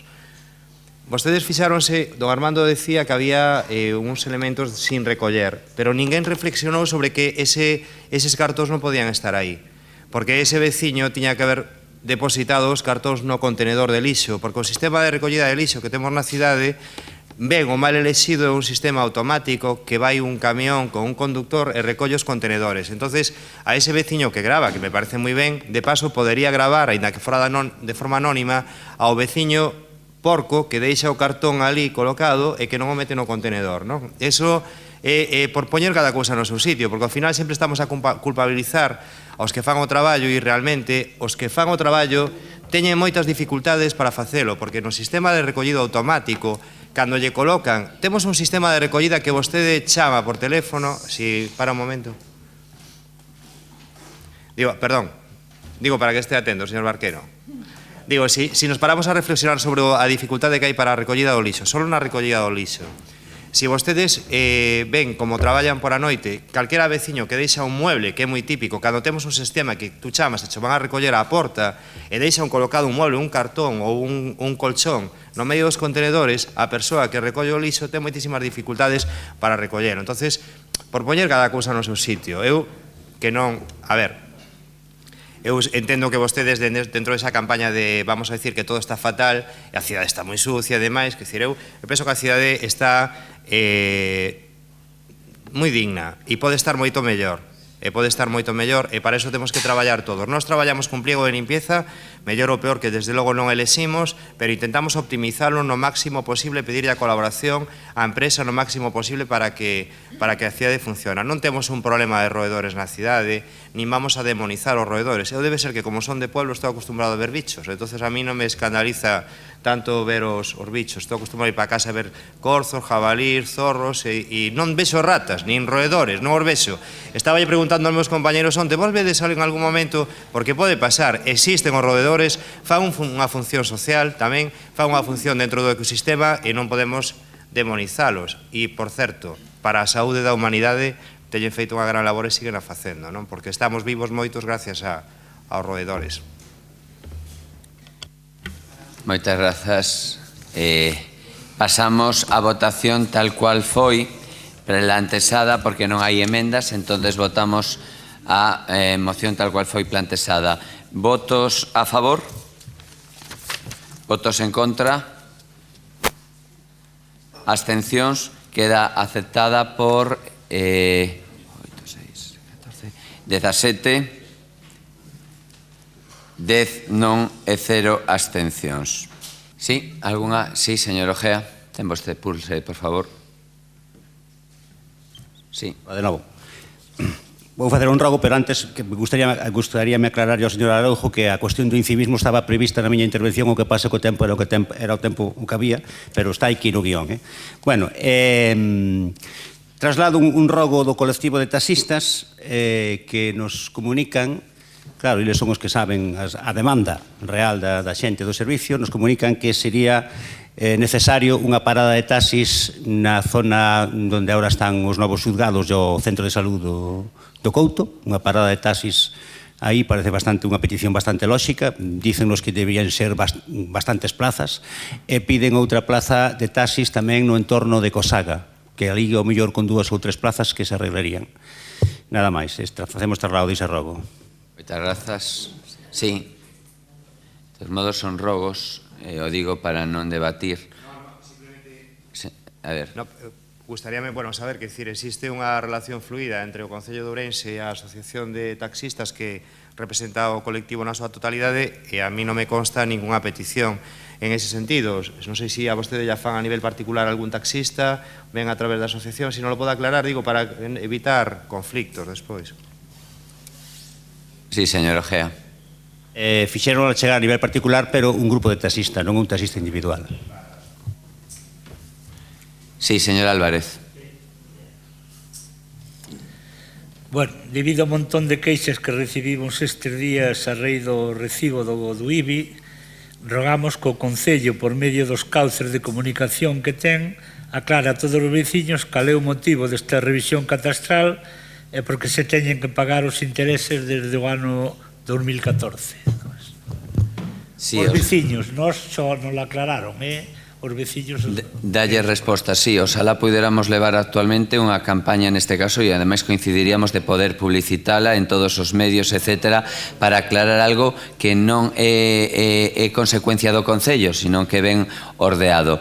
Ten a palabra a señora Morenza. Como expliqué en Junta de Área, la regularización catastral la realiza Catastro. Con respecto al cobro de los intereses de los últimos 4 años es porque la legislación establece que el contribuyente tiene la obligación de facilitar los datos fidedignos. Entonces, cuando existe esa regularización es porque los datos no eran correctos y sobreentienden que la culpa es del contribuyente.